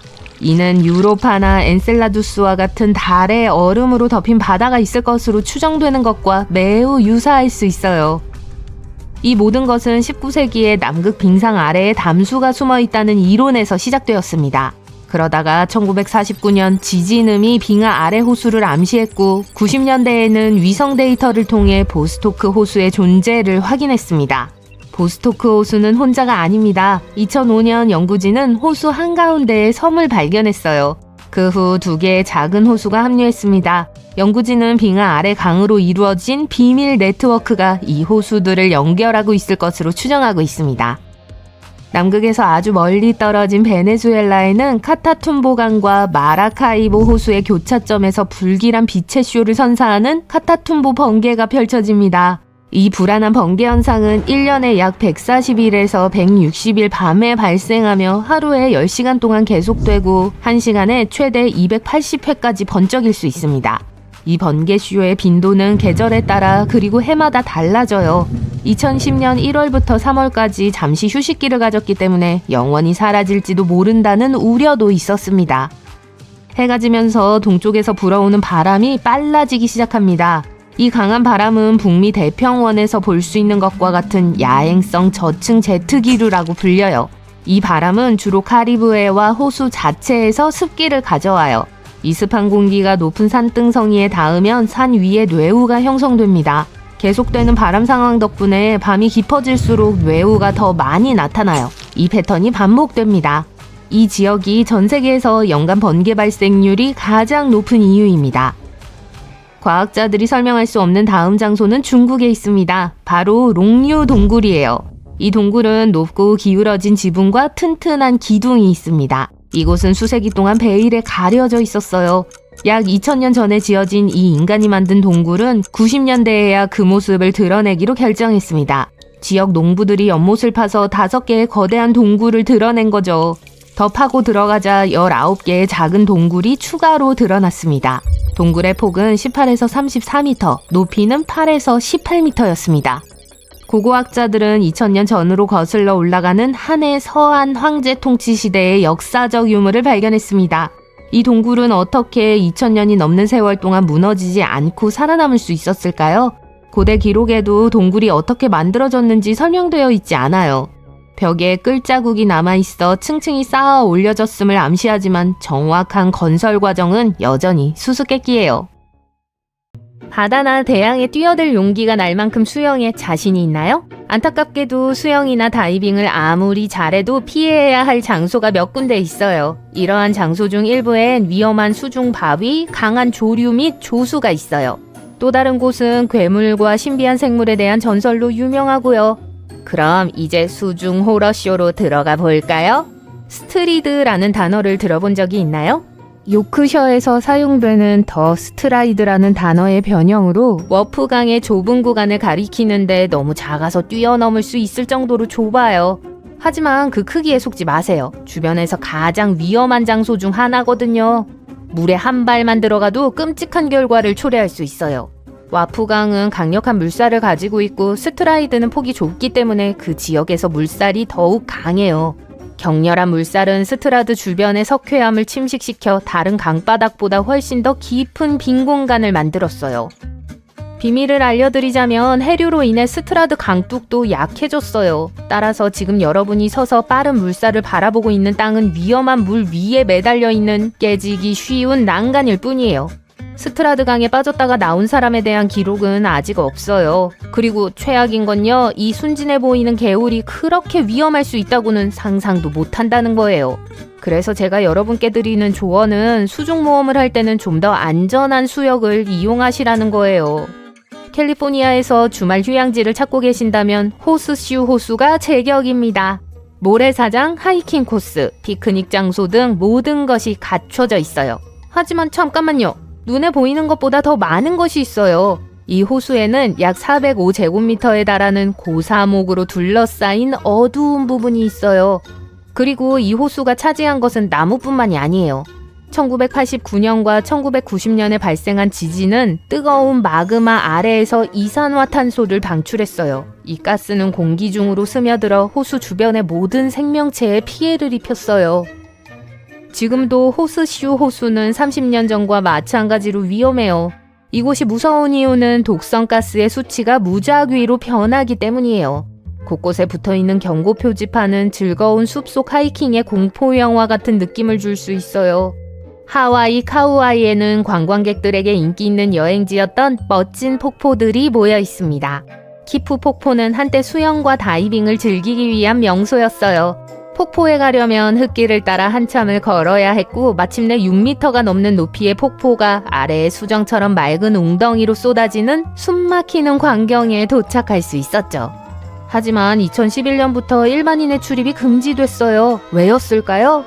키프 폭포에서 많은 사고가 발생했기 때문이에요. 물론 폭포 꼭대기에서 뛰어내리는 것이 분명한 이유겠지만 그 외에도 훨씬 더 많은 미스테리한 사건들이 있었어요. 목격자들은 폭포 아래쪽에서 평화롭게 수영을 즐기던 수영객들이 갑자기 수면 아래로 끌려 내려갔다는 이야기를 해요. 이러한 사고에 대한 명확한 설명은 밝혀지지 않았어요. 현지인들은 이 모든 것이 시끄러운 관광객의 방해를 싫어하는 물의 정령 모호 때문이라고 믿어요. 수영장 바닥에 강력한 소용돌이가 있다는 이론도 있어요. 어쨌든 가이드 출판사들은 더 이상 키프 폭포에 대해 언급하지 않고 있고 무단 침입은 엄중하게 처벌돼요. 태국만에 위치한 삼해산홀은 스릴을 추구하는 다이버들에게 최고의 장소지만 가장 위험한 곳이기도 해요. 수심이 약 85m인 이곳은 이 지역에서 가장 깊은 다이빙 장소예요. 하지만 이곳을 피해야 할 장소로 간주하는 이유가 수심이 깊어서인 것만은 아니에요. 이 지역은 대형 유조선의 주요 운송 구역이에요. 구멍 주변의 강한 해류는 다이빙을 더욱 위험하게 만들죠. 그것도 모자라 삼해산홀에는 의심하지 않는 다이버들을 쉽게 공격할 수 있는 치명적인 창꼬치들이 서식하고 있어요. 물이 너무 탁해서 시야가 거의 제로에 가깝기 때문에 이 공격적인 바다 생물을 발견하기가 어렵죠. 전체적으로 삼해산홀은 숨막히게 아름답지만 매우 위험한 장소로 강철 같은 신경을 가진 숙련된 다이버들만 탐험해야 합니다. 세계 상어 공격의 수도인 뉴스미나 비치에 대해 알려드릴게요. 플로리다 볼루시아 카운티에서 편안한 휴양지를 찾고 계신다면 이 해변은 다시 생각해 보시는 게 좋을 거예요. 뉴스미나 비치 주변 바다에는 물고기가 넘쳐나기 때문에 상어가 많이 모여들어요. 실제로 이 지역에서 상어 공격이 너무 많이 보고돼서 세계 상어 공격의 수도라는 별명을 얻기도 했어요. 과학자들조차도 이곳에 수영을 하러 가면 적어도 한 마리 이상의 상어를 가까이 볼 수 있다고 경고하고 있어요. 3m 정도의 거리인데 대부분의 경우 눈치채지 못할 수도 있어요. 설상가상으로 가장 위험하고 공격적인 상어 중 하나인 황소상어가 이 해역에서 발견됐습니다. 다시 한번 카우아이가 이목록에 올랐어요. 하나카피아이 비치라고 불리는 나팔리 해안의 해변은 지상의 천국처럼 보이지만 속지 마세요. 이곳에 가려면 가파른 바위가 많은 3.2km 정도의 트레일을 트레킹해야 해요. 이 외딴 해변에는 안전요원이 없기 때문에 물놀이를 하기로 결정하더라도 혼자서 해야 해요. 안전에 가장 큰 위협이 되는 건 엄청나게 강한 이안류예요. 해안을 보호할 수 있는 암초가 없기 때문에 이안류는 거의 항상 존재해요. 만약 누군가 이안류에 휩쓸리면 수 킬로미터를 헤엄쳐서 갈 수 있는 안전한 장소가 없어요. 가장 가까운 안전한 해변은 약 9.7km나 떨어져 있어요. 제 말을 믿으세요. 이 해변은 안전면에서 최고의 기록을 가지고 있지 않아요. 따라서 이 해변을 방문하게 된다면 물에서 멀리 떨어져 있는 편이 좋아요. 공포 영화에서나 나올 법한 장소에 대해 말씀드릴게요. 몬태나주 버트에 위치한 인공호수인 버클리 핏에 대한 이야기입니다. 이곳에서 가장 먼저 눈에 띄는 것은 섬뜩하다고밖에 표현할 수 없는 핏빛의 붉은색이에요. 물에 뛰어들고 싶은 유혹을 느낄 수도 있겠지만 그건 큰 실수예요. 만지지도 마세요. 이 물은 카드뮴, 비소, 아연, 납, 구리 등의 중금속으로 인해 매우 위험해요. 이 중금속은 호수를 둘러싸고 있는 바위에서 나오는데 물을 초산성으로 만들어요. 사실 이곳은 예전에는 노천 구리 광산이었기 때문에 이런 색을 띠게 된 거예요. 조언을 드리자면 전염병을 피하듯 이곳을 피하라고 말하고 싶네요. 다음은 제가 지금까지 언급한 모든 곳 중에서 가장 위험할 수 있는 호수 3개입니다. 이 호수들은 모두 아프리카에 있어요. 카메룬의 모눈 호수와 뇨스 호수, 르완다의 키부 호수는 모두 언제 터질지도 모르는 타이머와 같아요. 이 호수들은 지하의 녹은 암석 웅덩이 위에 형성됐는데 때때로 이 녹은 암석이 메탄과 이산화탄소와 같은 독성가스를 물속으로 바로 방출해요. 이런 일이 발생하면 가스가 쌓이다가 갑자기 물 밖으로 터져나와 경로에 있는 모든 것을 쓸어버릴 수 있는 거대한 파도를 만들 수 있어요. 이러한 유형의 분출을 석회암 분출이라고 하는데 주변의 모든 것에 해를 끼칠 수 있는 유독가스 구름을 방출할 수 있죠. 가장 무서운 부분이요? 이러한 폭발이 예고 없이 언제든 일어날 수 있다는 점이에요. 언제 사고가 일어날지 모르기 때문에 이러한 호수 근처에 있는 경우 경계를 늦추지 않는 것이 좋아요. 즐거운 수영을 즐기기에 추천하지 않는 다른 장소를 알고 계신가요? 그 장소들을 아래 댓글로 공유해 주세요. 발트해 변칙. 2011년 한 다이빙팀이 발트해 북쪽 바다의 바닥으로 내려갔어요. 보물 찾기에 나섰던 거죠. 하지만 그들이 발견한 건 꽤 이상한 물건이었어요. 그 사진을 찍어 다른 사람들에게 보여주었을 때 많은 사람들이 그게 다른 문명의 침몰한 우주선이라고 믿었죠. 어떤 사람들은 어떠한 자연적인 원인들이 이 물체를 형성했을 거라고 생각했어요. 하지만 구조물 안에 있는 금속들은 분명 자연적으로 형성될 수 없었어요. 이제 일부 과학자들은 심지어 그게 빙하기 훨씬 전에 나타난 것이라고 믿고 있어요. 어쩌면 그때 얼음 밑에 갇혀 있었던 운석이었을지도 몰라요. 소용돌이는 두 개의 해류가 충돌해 원형 와류를 만들 때 형성되는 일종의 강력한 회전 해류예요. 심지어 두려움을 모르는 바이킹들도 소용돌이는 무서워했어요. 왜냐하면 그게 큰 배를 침몰시킬 정도로 강력했기 때문이죠. 이 소용돌이는 오늘날에도 여전히 위험해요. 다행히도 소용돌이의 힘을 견딜 수 있을 만큼 충분히 큰 현대의 큰 배들에겐 위험하지 않아요. 하지만 소용돌이에 빠진 유람선은 보통 큰 배도 꽤 격렬하게 좌우로 흔들릴 수 있는 거대한 파도에 직면해요. 소용돌이는 너무 강해서 수중 블랙홀 같은 걸로 변할 수 있어요. 네, 블랙홀은 차가운 우주 공간에만 존재하는 게 아니에요. 바다에서 소용돌이 치고 있는 우리 고향 행성에서도 찾아볼 수 있죠. 우주에 있는 블랙홀과 유사해요. 왜냐하면 너무 단단하게 압축되어 있어서 걸려든 그 어떠한 것도 빠져나갈 수가 없거든요. 수중 블랙홀은 종종 지름이 150km에 이릅니다. 그리고 만약 여러분이 그 중 하나에 들어갔다면 아마 들어간 건지도 모를 거예요. 이 블랙홀들은 소용돌이처럼 작용해요. 하지만 그 크기 때문에 전문가들도 그 경계를 거의 알아볼 수 없어요. 여기 뭔가 편안한 게 있어요. 다음번에 해변에 갈 때는 주의를 기울이세요. 그러면 아마 녹색 섬광이라고 불리는 광학 현상을 보게 될 거예요. 해가 진 직후 또는 해가 뜨기 직전에 볼 수 있을 거예요. 태양이 거의 지평선 아래에 완전히 있을 때 생기는데 그 가장자리가 위쪽이 아직 보이고 있을 때 발생해요. 단 1, 2초 동안 태양의 위쪽 가장자리가 녹색으로 보일 거예요. 그건 태양이 하늘 아래로 이동할 때 여러분은 태양을 대기의 더 두꺼운 부분을 통해서 보고 있기 때문입니다. 지평선 아래로 가라앉으면서 빛은 대기 중에 굴절되거나 휘어져 흩어져요. 이 현상을 더 잘 보기 위해서는 지평선에 구름이나 연무가 없는 맑은 날을 기다리세요. 멋진 수영을 기대하고 있었는데 바닷물이 빨갛다는 걸 알게 됐나요? 들어가지 않는 게 좋겠어요. 플로리다는 적조로 유명해요. 특정 미세 조류의 농도가 정상보다 높을 때 발생하죠.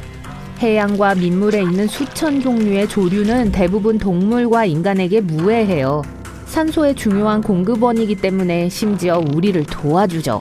하지만 바다를 붉게 만드는 조류와 같은 어떤 것들은 바다거북, 물고기, 그리고 바다새와 같은 해양동물들에게 아주 위험할 수 있어요.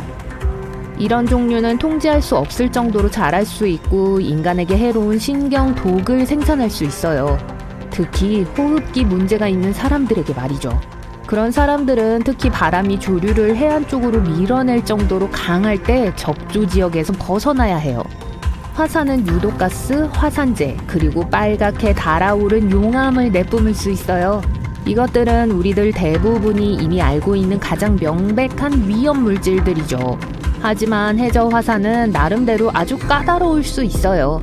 가끔 얕은 물에 있을 때 바위의 잔해와 증기를 수면 높이 날려 자신들의 존재를 드러내요. 해저 화산은 무제한적인 물의 공급으로 둘러싸여 있기 때문에 육지에 있는 화산들과 다른 행동을 할 수 있어요. 폭발할 때 바닷물은 활동하고 있는 해저 분출구로 들어가요. 용암이 얕은 해저를 가로질러 퍼질 수도 있고 때로는 육지 화산을 통해 바다로 흘러 들어가기도 해요. 물속에 있을 때 빨리 식어서 파편과 모래로 산산조각이 날 수도 있어요. 그래서 그곳에는 많은 양의 화산 잔해가 남아있어요. 하와이의 유명한 검은모래 해변 아세요? 그렇게 만들어진 거예요. 뜨거운 용암과 강력한 분출은 분명 안전하지는 않은 것 같죠. 하지만 심해에 있는 해저 화산도 마찬가지로 위험해요. 반드시 폭발한다는 건 아니지만요. 이것들은 방울 주머니를 만들어내요. 이 방울들은 주변의 물의 밀도를 감소시켜 심지어 배를 가라앉힐 수도 있어요. 최악의 상황은 여러분이 바다의 수면을 보고 있을 때 뭐가 잘못되었는지를 알 수 없다는 거예요. 하지만 동시에 작은 방울들이 있어서 배가 구력을 잃어요. 거의 아무런 경고도 없이 말이죠. 교착 해면은 보기엔 아름답지만 동시에 아주 위험한 드문 현상이에요. 바다의 더 얕은 부분에서 더 자주 볼 수 있는 사각파를 볼 때 발생하죠. 이건 프랑스나 텔아비브의 특정 해변에서 종종 볼 수 있을 거예요. 하지만 전 세계의 많은 해안 지역에서도 일어날 수 있어요. 교착 해면은 두 개의 파도 패턴이 비스듬한 각도로 이동할 때 발생해요. 이 바둑판 같은 패턴을 형성하죠. 대부분 두 개의 놀이 만나거나 하나의 놀이 파도를 한 방향으로 밀어내는 반면 강한 바람은 다른 방향으로 파도를 밀어낼 때 일어납니다. 이 사각파는 수영하는 사람들과 보트를 타는 사람들에게 위험할 수 있어요. 강한 해류에 의해 생성되는 파도는 예측할 수 없고 거의 3m까지 높아질 수 있어요. 이 현상은 가끔 흰 벽이라고도 불려요. 이 파도들은 너무 강력해서 큰 배를 뒤집을 수도 있어요. 만약 투명한 유리잔에 바닷물을 채우고 자세히 들여다본다면 그게 아주 작은 입자들로 가득 차 있다는 걸 볼 수 있을 거예요.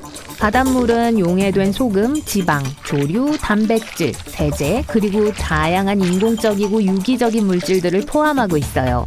그 유리잔을 흔들면 표면에 작은 거품이 형성되는 걸 볼 수 있을 거예요. 그게 파도와 바람이 바다를 휘저을 때 바다 거품이 형성되는 방법이에요. 이 두꺼운 바다 거품을 보면 녹조 현상이 그걸 야기했을지도 몰라요. 녹조가 바다에서 떨어져 나갈 때 그 물질의 많은 양들이 마른 땅이 있는 방향으로 이동해요. 대부분의 바다 거품은 인간들에게 위험하지 않아요. 하지만 녹조가 떨어져 나가면 환경과 사람 모두에게 부정적인 영향을 미칠 수 있어요. 예를 들어 바다 거품이 터지면 함유하고 있던 독소가 공기 중으로 방출돼요. 그리고 그게 여러분의 눈을 자극하거나 다른 건강 문제들을 일으킬 수 있죠. 강이 바다나 해양으로 흘러 들어가는 곳에서 조석 보어를 볼 수 있을 거예요. 물살을 거슬러 강물을 밀어 올리는 강력한 조류인데요. 깊이가 급격하게 변화하는 해일이라고 불리는 것의 범주에 속합니다. 조석 보어는 조석파로 강을 밀어 올려 훨씬 더 깊게 만드는 걸 의미해요. 부담파는 강이 갑자기 아주 얕아지는 걸 말해요. 조석 보어는 어디에서나 볼 수 있는 건 아니에요. 강은 바다로 통하는 좁은 출구와 함께 상당히 얕아야 해요. 바다와 강이 만나는 곳은 평평하고 넓어야 합니다. 또 썰물과 만조 사이의 공간이 최소 6m의 넓이가 되어야 하고요. 물론 세계에서 가장 큰 아마존강과 같은 몇 가지 예외는 있어요. 아마존강의 입구는 좁지 않지만 강에 조석보어가 생겨요. 그건 입구가 얕고 모래톱과 낮게 깔린 섬들이 많기 때문이에요. 그곳의 조석보어는 너무 강해서 강에는 삼각주조차 없어요. 침전물은 빠르게 흐르는 해류가 데려가는 대서양으로 바로 가요. 조석보어는 종종 예측이 안 되고 굉장히 거칠 수 있어요. 대부분의 경우 강의 색깔을 녹색이나 파란색에서 갈색으로 바꿔요. 식물을 손상시키거나 심지어 땅에서 나무를 뽑아낼 수도 있죠. 그래서 카약이나 강서핑과 같은 레크리에이션 스포츠는 이 지역에서는 위험할 수 있어요. 만약 조석 보어만 보고 싶다고 해도 조심하세요. 조석 보어는 망 보는 곳을 휩쓸고 거기에 있는 무엇이든 누구든 간에 휘몰아치는 강으로 끌고 갈 수 있어요. 최근 사우스 다코타에서 흥미로운 일이 일어났어요. 인터넷에서도 난리였으니 아마 여러분도 이미 알고 있을 거예요. 2022년 7월 이주의 하늘이 갑자기 녹색으로 바뀌었어요. 그래서 거기서 무슨 일이 있었나요? 인위적이었던 건지 아니면 자연적이었던 건지 한번 알아봅시다. 2022년 7월 5일 화요일입니다. 폭우가 지나간 후 미국 사우스 다코타주의 상공은 여전히 흐렸어요. 지역 주민들은 마침내 밖으로 나가 하늘이 강렬한 짙은 녹색을 띠고 있다는 걸 보았고 이런 건 처음 있는 광경이었죠. 사람들은 그게 공상과학 소설이나 공포영화에 나오는 것 같았다고 했어요. 당연하게도 사우스다코타 주민들은 즉시 소셜미디어를 통해 이 소식을 퍼뜨리기 시작했어요. 사람들은 아름답지만 아주 섬뜩한 사진을 트위터에 공유했죠. 수폭포와 몇몇 다른 마을들 위에 있던 사진을 보여주었어요. 비록 초자연적인 것처럼 보였지만 사실 이건 전혀 무서운 현상이 아니에요. 그냥 빛과 대기가 미치는 영향 때문이에요. 이런 일은 거의 일어나지 않으며 보통 정말 안 좋은 날씨가 다가오고 있다는 걸 의미하죠. 그리고 사우스다코타에서도 마찬가지였어요. 사람들이 사진을 공유하기 전에 뇌우가 수폭포 마을을 휩쓸었어요. 이것은 미국 기상청에 의해 확인되었어요. 이 허리케인은 끔찍했습니다. 시속 161km 정도였어요. 보퍼트 풍력 계급에 따르면 이건 가장 빠르고 가장 파괴적인 폭풍이었어요. 이 계급에는 등급이 12개가 있고 최대 풍속은 시속 170.5km부터 시작해요. 그런데 이건 왜 뉴스에 안 나왔던 거예요? 그건 주민들에겐 일상적인 일이기 때문이죠. 뇌우는 미국에서 아주 자주 발생해요. 특히 따뜻한 달에요. 그리고 이런 뇌우 열의 하나는 토네이도와 같은 심각한 게 될 수 있어요. 이것도 예외는 아니었죠. 이것은 소위 데레코 폭풍이라는 것이었어요. 데레코는 아주 광범위하고 오래가요. 사실 빠르게 움직이는 심한 뇌우와 폭우가 합쳐진 거예요. 사람들은 종종 데레코가 토네이도만큼 강하다고 해요. 하지만 이 둘에는 차이가 있어요. 토네이도는 회전하는 공기기둥인 소용돌이에요. 보통 지름이 약 150.4m예요. 때론 폭이 최대 4km에 이를 수도 있지만요. 이걸 우연히 본 사람들이 전혀 안 부럽네요. 하지만 요점은 회전한다는 거예요. 바람이 어떤 보이지 않는 중심 근처의 원에서 아주 빠르게 움직여요. 데레코는 강한 뇌우 또는 강한 뇌우 체계로 직선형 바람을 동반해요. 다시 말해 회전하지 않아요. 대신 데레코는 어딘가를 정해서 단순히 그곳으로 달려가요. 아주 의욕적인 마라톤 선수처럼 말이죠. 데레코를 보통 토네이도와 비교하면 후자는 시속 46km에서 61.5km까지 6단계의 강도를 갖고 있어요. 그리고 데레코는 약간 작은 평균 등급이 1에서 2인 토네이도와 같아요.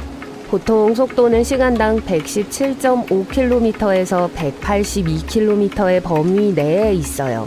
그리고 두 경우 모두 심한 뇌우, 번개, 그리고 비를 동반할 수 있죠.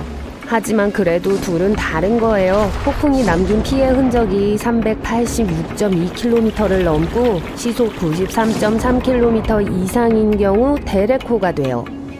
예측하기가 상당히 어려워요. 기상학자들이 폭풍을 전혀 예상하지 않은 맑은 날에도 생길 수 있어요. 그러고 나서 바람이 갑자기 불어요. 너무 갑작스러워서 폭발하는 것 같이 느껴질 수도 있어요. 하지만 국립기상청은 주민들이 대비하고 숨을 쉴 수 있는 시간을 갖도록 최소한 이런 일이 일어나기 30분이나 1시간 전에 사람들에게 경고를 주려고 노력하고 있습니다. 이번에도 다르지 않았어요. 폭풍이 미네소타와 아이오와주뿐만 아니라 사우스 다코타의 거의 모든 지역을 휩쓸었어요. 그 결과는 아주 심각했어요. 3만 명 이상이 전기를 사용할 수 없게 되었어요. 다행히도 사람들은 무사했어요. 그건 지역 주민들이 데레코에 꽤 익숙해서예요. 하지만 초록색 하늘은 달라요. 지역 주민들에게도 아주 드문 광경이었죠.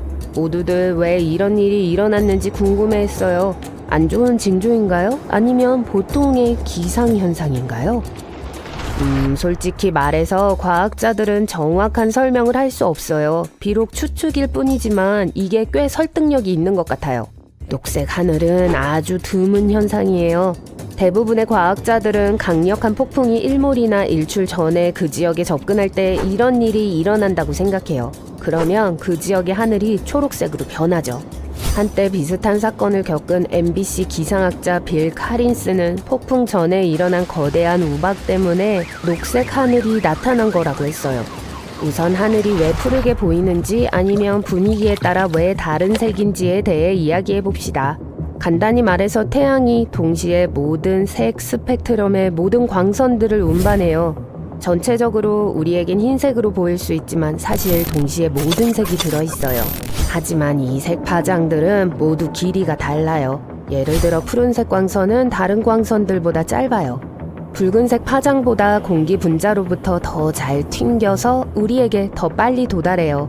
이것 때문에 보통의 맑은 날에 하늘이 파래 보이는 거예요. 동시에 붉은색과 주황색 파장은 아주 길고 더 느리게 이동해요. 그래서 보통 뒤처지죠. 하지만 태양이 지평선 아래로 내려가거나 떠오를 때 광선의 방향이 바뀌고 이 파장들이 우리에게 더 잘 도달해요. 비록 일출과 일몰이 우리에겐 빨간색과 주황색으로 보일지라도 사실 그 사이에는 여전히 푸른색과 녹색 파장이 있다는 걸 의미하죠. 하지만 우리에게 더 빨리 도달하고 빨간 광선보다 더 강해지기 위해선 어딘가에 튕겨져 나와야 해요. 제가 무슨 말을 하려는지 아시겠어요? 여기서 바로 물이 등장해요. 구름은 물방울로 이루어져 있어요. 예를 들어 강한 바람으로 인해 아직 떨어지지 않고 충분히 커지면 하늘에서 빛이 어떻게 움직이는지에 영향을 미쳐요. 크고 강한 폭풍은 대부분 물과 우박으로 이루어져 있어요. 그리고 물은 무엇보다도 푸른빛과 녹색빛을 제일 잘 반사시켜요. 그래서 비록 실제로는 투명하지만 강과 호수의 물이 우리에겐 청록색으로 보이는 거예요. 아, 그리고 조류도 중요해요. 그래서 왜 하늘이 녹색으로 변하는지에는 몇 가지 중요한 요인들이 있어요. 우선 태양은 수평선에 있어야 해요. 또 다른 요인은 폭풍 구름이 다가오는 동안 하늘을 완전히 덮어서는 안 된다는 거예요. 햇빛이 들어올 공간이 조금 있어야 해요. 그러면 눈에 거의 띄지 않는 푸른 광선이 폭풍 구름 위로 뛰어 올라요. 물방울과 우박에 의해 튕겨나가요. 붉은 노을과 섞이면서 밝은 녹색빛으로 변해요. 그리고 이 녹색빛이 하늘 전체로 퍼져요. 그래서 하늘이 녹색으로 변하는 대부분의 경우 사람들이 저녁에만 이걸 볼 수 있는 거예요. 네, 한낮에 일어날 수도 있어요. 하지만 조건이 이미 상당히 명확해서 낮에 그런 걸 보는 건 훨씬 더 드물 거예요. 그럼에도 만약 녹색 하늘이 보인다면 당황할 필요는 없어요. 반드시 끔찍한 폭풍이 오고 있다는 걸 의미하진 않아요. 가능성은 높지만 그럼에도 꼭 그런 건 아니죠. 그냥 폭우일 수도 있어요. 아니면 큰 우박이거나. 다시 말해 녹색 하늘을 본다면 숨기는 게 좋을 거예요. 그리고 차를 숨기세요. 하지만 집에서 편안하게 이 놀라운 하늘을 보고 있을 만큼 운이 좋았다면 정말 흥미진진할 거예요. 만약 이런 걸 언뜻 봤다면 아주 희귀하고 특별한 경험을 할 기회가 있었다는 것만 알아두세요. 어떤 사람들은 본 것 중에 제일 굉장한 일이었다고 해요. 해변에서 휴식을 취하고 있는데 갑자기 거대한 새떼를 발견합니다. 물 아래에 있는 무언가에 흥분하고 있어요. 그곳에 가서 무슨 일인지 알아보고 싶은 충동을 느껴요. 조심하세요. 자리에 앉고 물에 가까이 가지 마세요. 알아요. 갈매기 몇 마리에 쪼이는 정도는 무섭지 않다고 생각하겠죠. 하지만 걱정해야 하는 건 새가 아닙니다. 물 밑에 숨어 있는 거예요. 물고기는 바다 위나 바닷속 동물의 왕국에서 많은 동물의 먹이가 됩니다. 참치, 오징어, 문어, 바다표범과 같은 해양 포유류도 다양한 종류의 작은 물고기를 먹고 살아요. 블루피쉬와 줄무늬 농어와 같은 종이 가장 인기 있는 먹이입니다. 이들은 또한 더 강력한 포식자들이 좋아하는 먹이기 때문에 물가에 있는 새들 가까이 가면 안 되는 거예요. 가까이 다가가면 6m까지 자랄 수 있는 생물과 마주칠 위험을 감수하는 셈이에요. 보통 사람의 3배 크기죠. 이건 백상아리의 크기예요. 주변에 물고기가 있다면 백상아리들이 먹이를 먹기 위해 바다 표면 근처로 올라올지도 모릅니다. 백상아리는 동물 중에서 가장 무는 힘이 강해요. 유일하게 백상아리와 대적할 만한 무는 힘을 가진 다른 종은 바다 악어뿐이에요. 그리고 백상아리는 냄새를 맡는 능력이 매우 강력해요. 과학자들은 백상아리의 후각이 100배 이상 더 강하다고 믿고 있어요. 심지어 숨을 쉬기 위해 주둥이 밑에 있는 콧구멍을 사용하지도 않습니다. 콧구멍은 단순히 후각기관의 역할을 해요. 다행스럽게도 상어가 좋아하는 먹이는 인간이 아니고 일부러 인간을 사냥하지도 않습니다. 상어에게 공격당할 확률은 370만 분의 1 정도로 낮다고 해요. 상어와 인간이 만나는 불상사가 일어날 때 상어는 사람을 물개 또는 엄청나게 큰 줄무늬 농어로 착각할 수도 있어요. 그렇기 때문에 새들과 물고기들을 멀리하고 동물은 그냥 동물끼리 내버려둬야 합니다. 해변에 앉아서 선탠하는데 집중하세요. 그렇다면 상어는 시력이 나쁘다는 뜻일까요?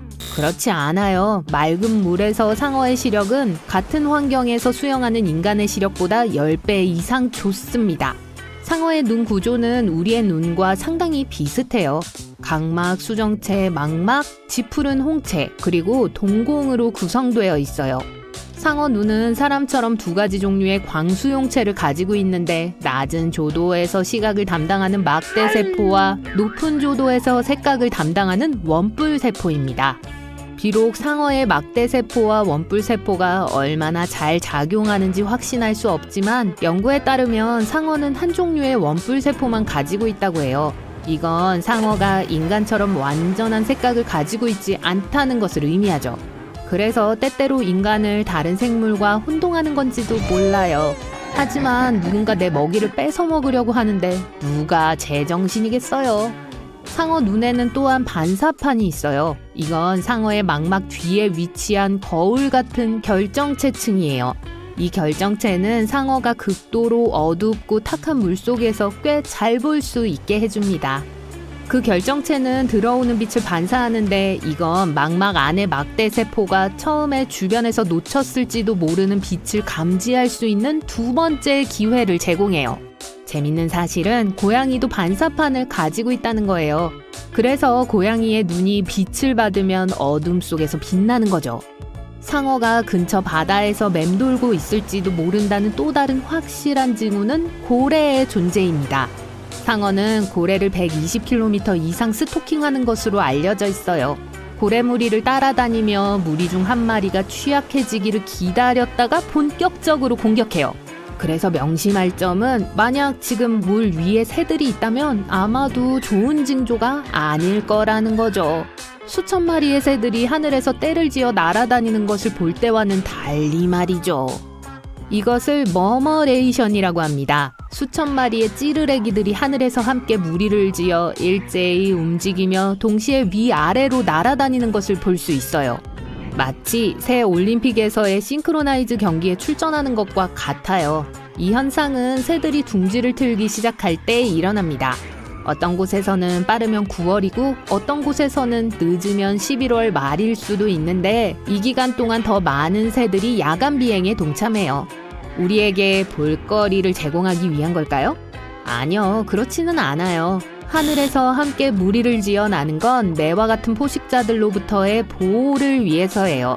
그렇게 높은 곳에서 날다 보면 추워질 수도 있어요.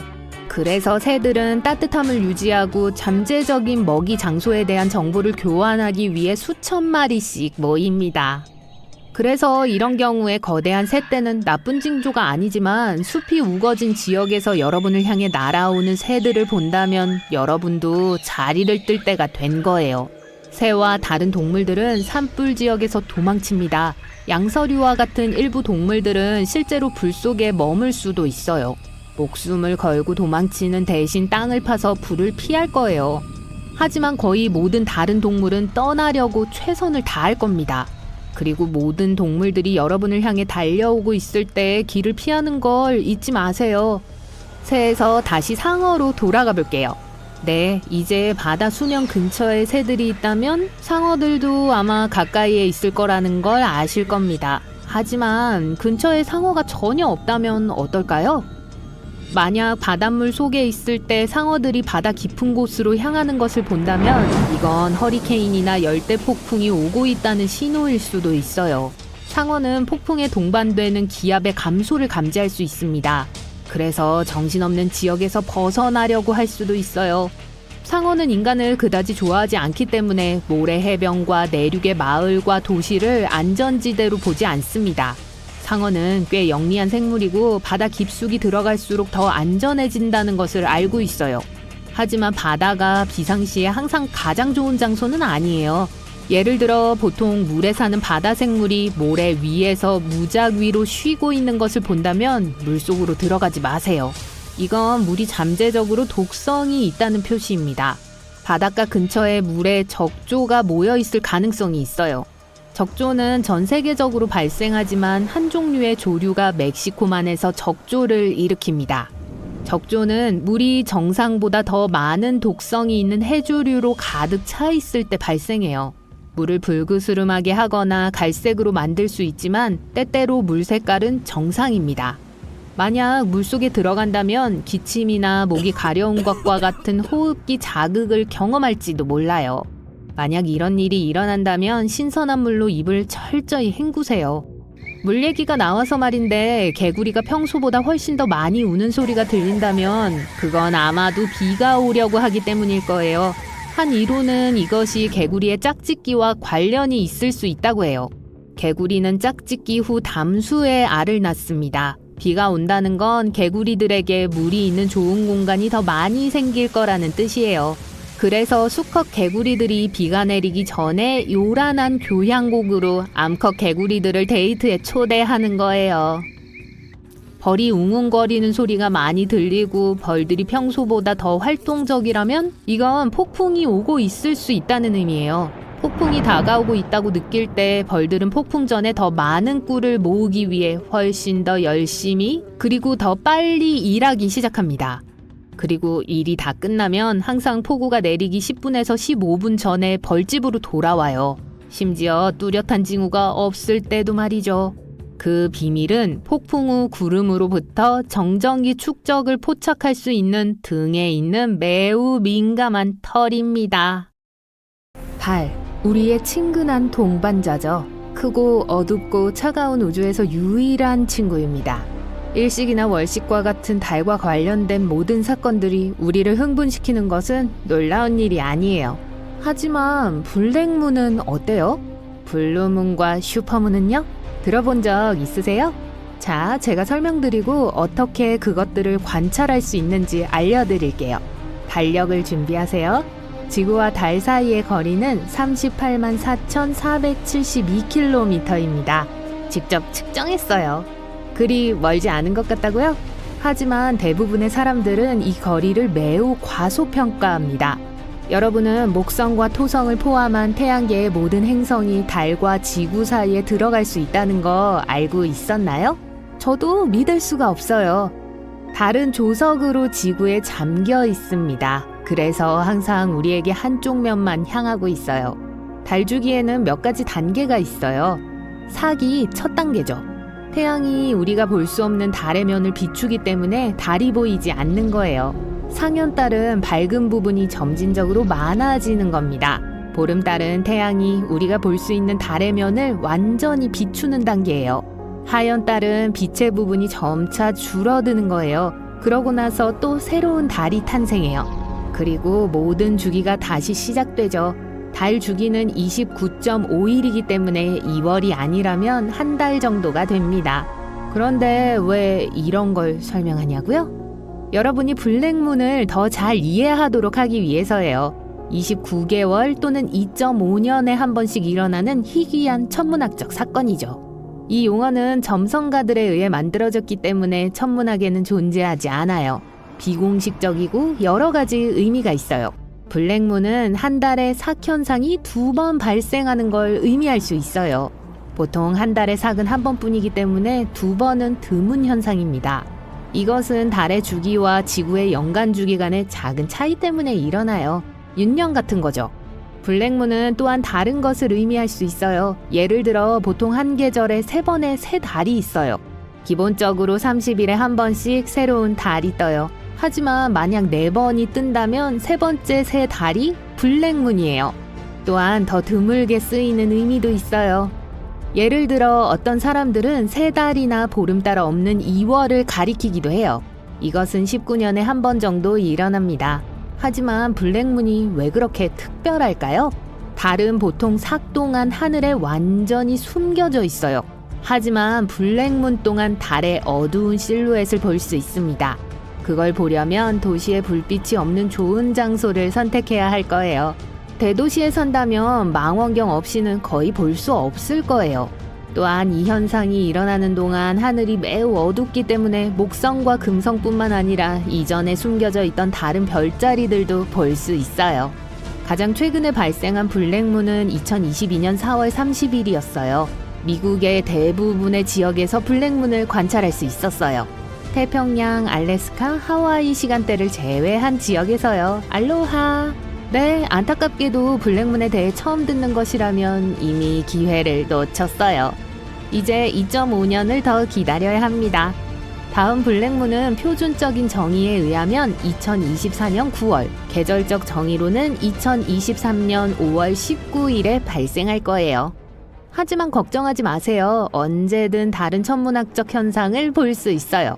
바로 블루문이죠. 농담이 아니에요. 진짜예요. 물론 말 그대로 파란 달이 뜨는 건 아니에요. 블루문은 점성가들이 한 달에 2번째 보름달을 가리키는 거예요. 블랙문과 블루문은 의미상 비슷하긴 하지만 사실 정반대예요.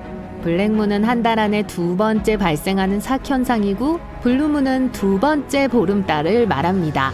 둘 다 29개월마다 발생해요. 그렇게 드문 일은 아니죠? 아이러니하게도 블루문은 아주 드물게 일어나는 일을 가리키기도 해요. 민속학자 필립 히스코크는 블루문이라는 용어의 달력적 의미가 1937년 메인 농사력에 의해 처음 발명되었다고 추측합니다. 또 다른 흥미로운 천문학 사건은 슈퍼문이에요. 망원경을 준비하고 언덕을 찾아보세요. 유난히 밝고 큰 달을 볼 수 있을 거예요. 영화에서나 볼 수 있는 것처럼요. 슈퍼문은 정확히 무엇을 의미할까요? 아시다시피 달은 지구 주위를 원형 궤도로 돌지 않습니다. 궤도는 타원형이에요. 그리고 지구에서 가장 가까운 곳은 근지점이라고 불립니다. 슈퍼문은 보름달이 근지점과 일치할 때 발생하는 현상이에요. 이것 때문에 달이 우리에게 특히 크고 밝은 것처럼 보이죠. 슈퍼문은 직경이 평소보다 14% 더 크고 30% 더 밝아 보여요. 그런데 이 현상은 종종 소위 달착시와 혼동됩니다. 달착시 동안 달은 지평선 위로 낮게 떠 있어서 시각적으로 더 크게 보여요. 1년에 12번에서 13번의 보름달 중 서너 번이 슈퍼문입니다. 하지만 대부분은 그다지 다르지 않아요. 차이를 전혀 발견할 수 없을 정도로요. 가장 흥미로운 건 희귀한 대형 슈퍼문이에요. 이 기간 동안 달은 실제로 커져요. 가장 최근의 주요 슈퍼문은 2016년에 발생했습니다. 안타깝게도 큰 규모의 슈퍼문은 드물고 18년에 한 번 정도 발생해요. 다음 대규모 슈퍼문은 2034년에나 일어날 거예요. 하지만 작은 규모의 슈퍼문은 꽤 자주 관찰할 수 있어요. 2022년에는 6월 14일과 7월 16일이었어요. 마이크로문이라고 불리는 정반대 현상도 있습니다. 무슨 의미인지 이미 짐작했을 거예요. 그것은 보름달이 지구에서 가장 먼 지점에 있을 때 발생합니다. 이 지점을 원지점이라고 해요. 2020년에 마이크로문은 6월 29일에 있었어요. 2023년에는 1월 7일, 2월 5일, 그리고 8월 16일에 관찰할 수 있을 거예요. 물론 이 사건들을 일일이 따를 필요는 없어요. 대부분의 사람들은 월식과 일식에 더 관심이 있어요. 그런데 여러분도 이 둘을 서로 혼동하는 사람 중 한 명인가요? 직접 테스트해보세요. 비디오를 일시 중지하세요. 일식과 월식이 무엇을 의미하는지 설명해보세요. 여러분의 설명과 정확한 정의를 비교해보겠습니다. 준비됐나요? 좋아요. 일식은 달이 태양을 완전히 또는 부분적으로 가리는 현상이에요. 일식은 달 자체가 보이지 않는 삭 동안에만 가능해요. 많은 사람들은 일식이 믿을 수 없을 정도로 드물다고 생각하지만 그건 사실이 아니에요. 월식은 달이 지구에 의해 드리워진 그림자에 완전히 또는 부분적으로 놓이는 현상입니다. 월식은 달의 근접성이 궤도의 접속점에 있는 보름달 동안에만 일어날 수 있어요. 정답을 맞히셨다면 잘했어요. 그렇지 않더라도 걱정하지 마세요. 많은 사람들이 이 두 가지를 혼동합니다. 2022년 부분 일식은 10월 25일에 일어날 거예요. 유럽, 남아시아와 서아시아, 북아프리카와 동아프리카, 그리고 대서양에서 보일 거예요. 제가 언급했듯이 개기일식은 많은 사람들이 생각하는 것만큼 드물지 않지만 문제는 항상 지구의 어느 지역에서나 볼 수 있는 것이 아니라는 점이에요. 그래서 개기일식을 보고 싶다면 반드시 달력을 확인하고 지구의 어느 지역에서 볼 수 있는지 알아보세요. 그리고 특수 안경도 잊지 마세요. 하지만 월식은 훨씬 더 자주 일어납니다. 부분 월식은 거의 매달 일어나요. 하지만 2022년 개기월식은 11월 7일에서 8일 밤에 있을 거예요. 아프리카를 제외한 거의 모든 지역에서 볼 수 있어요. 얼룩말들이 월식을 좋아하지 않는다고 들었어요. 달은 정말로 매혹적인 위성이에요. 그냥 작은 바위 덩어리라고 생각할지도 모르지만요. 하지만 달과 관련된 흥미로운 사건들이 많이 있어요. 희귀한 달 현상을 본 적이 있거나 보고 싶으신가요? 다른 희귀하고 경이로운 천문학적 사건은요? 꼭 댓글로 알려주세요.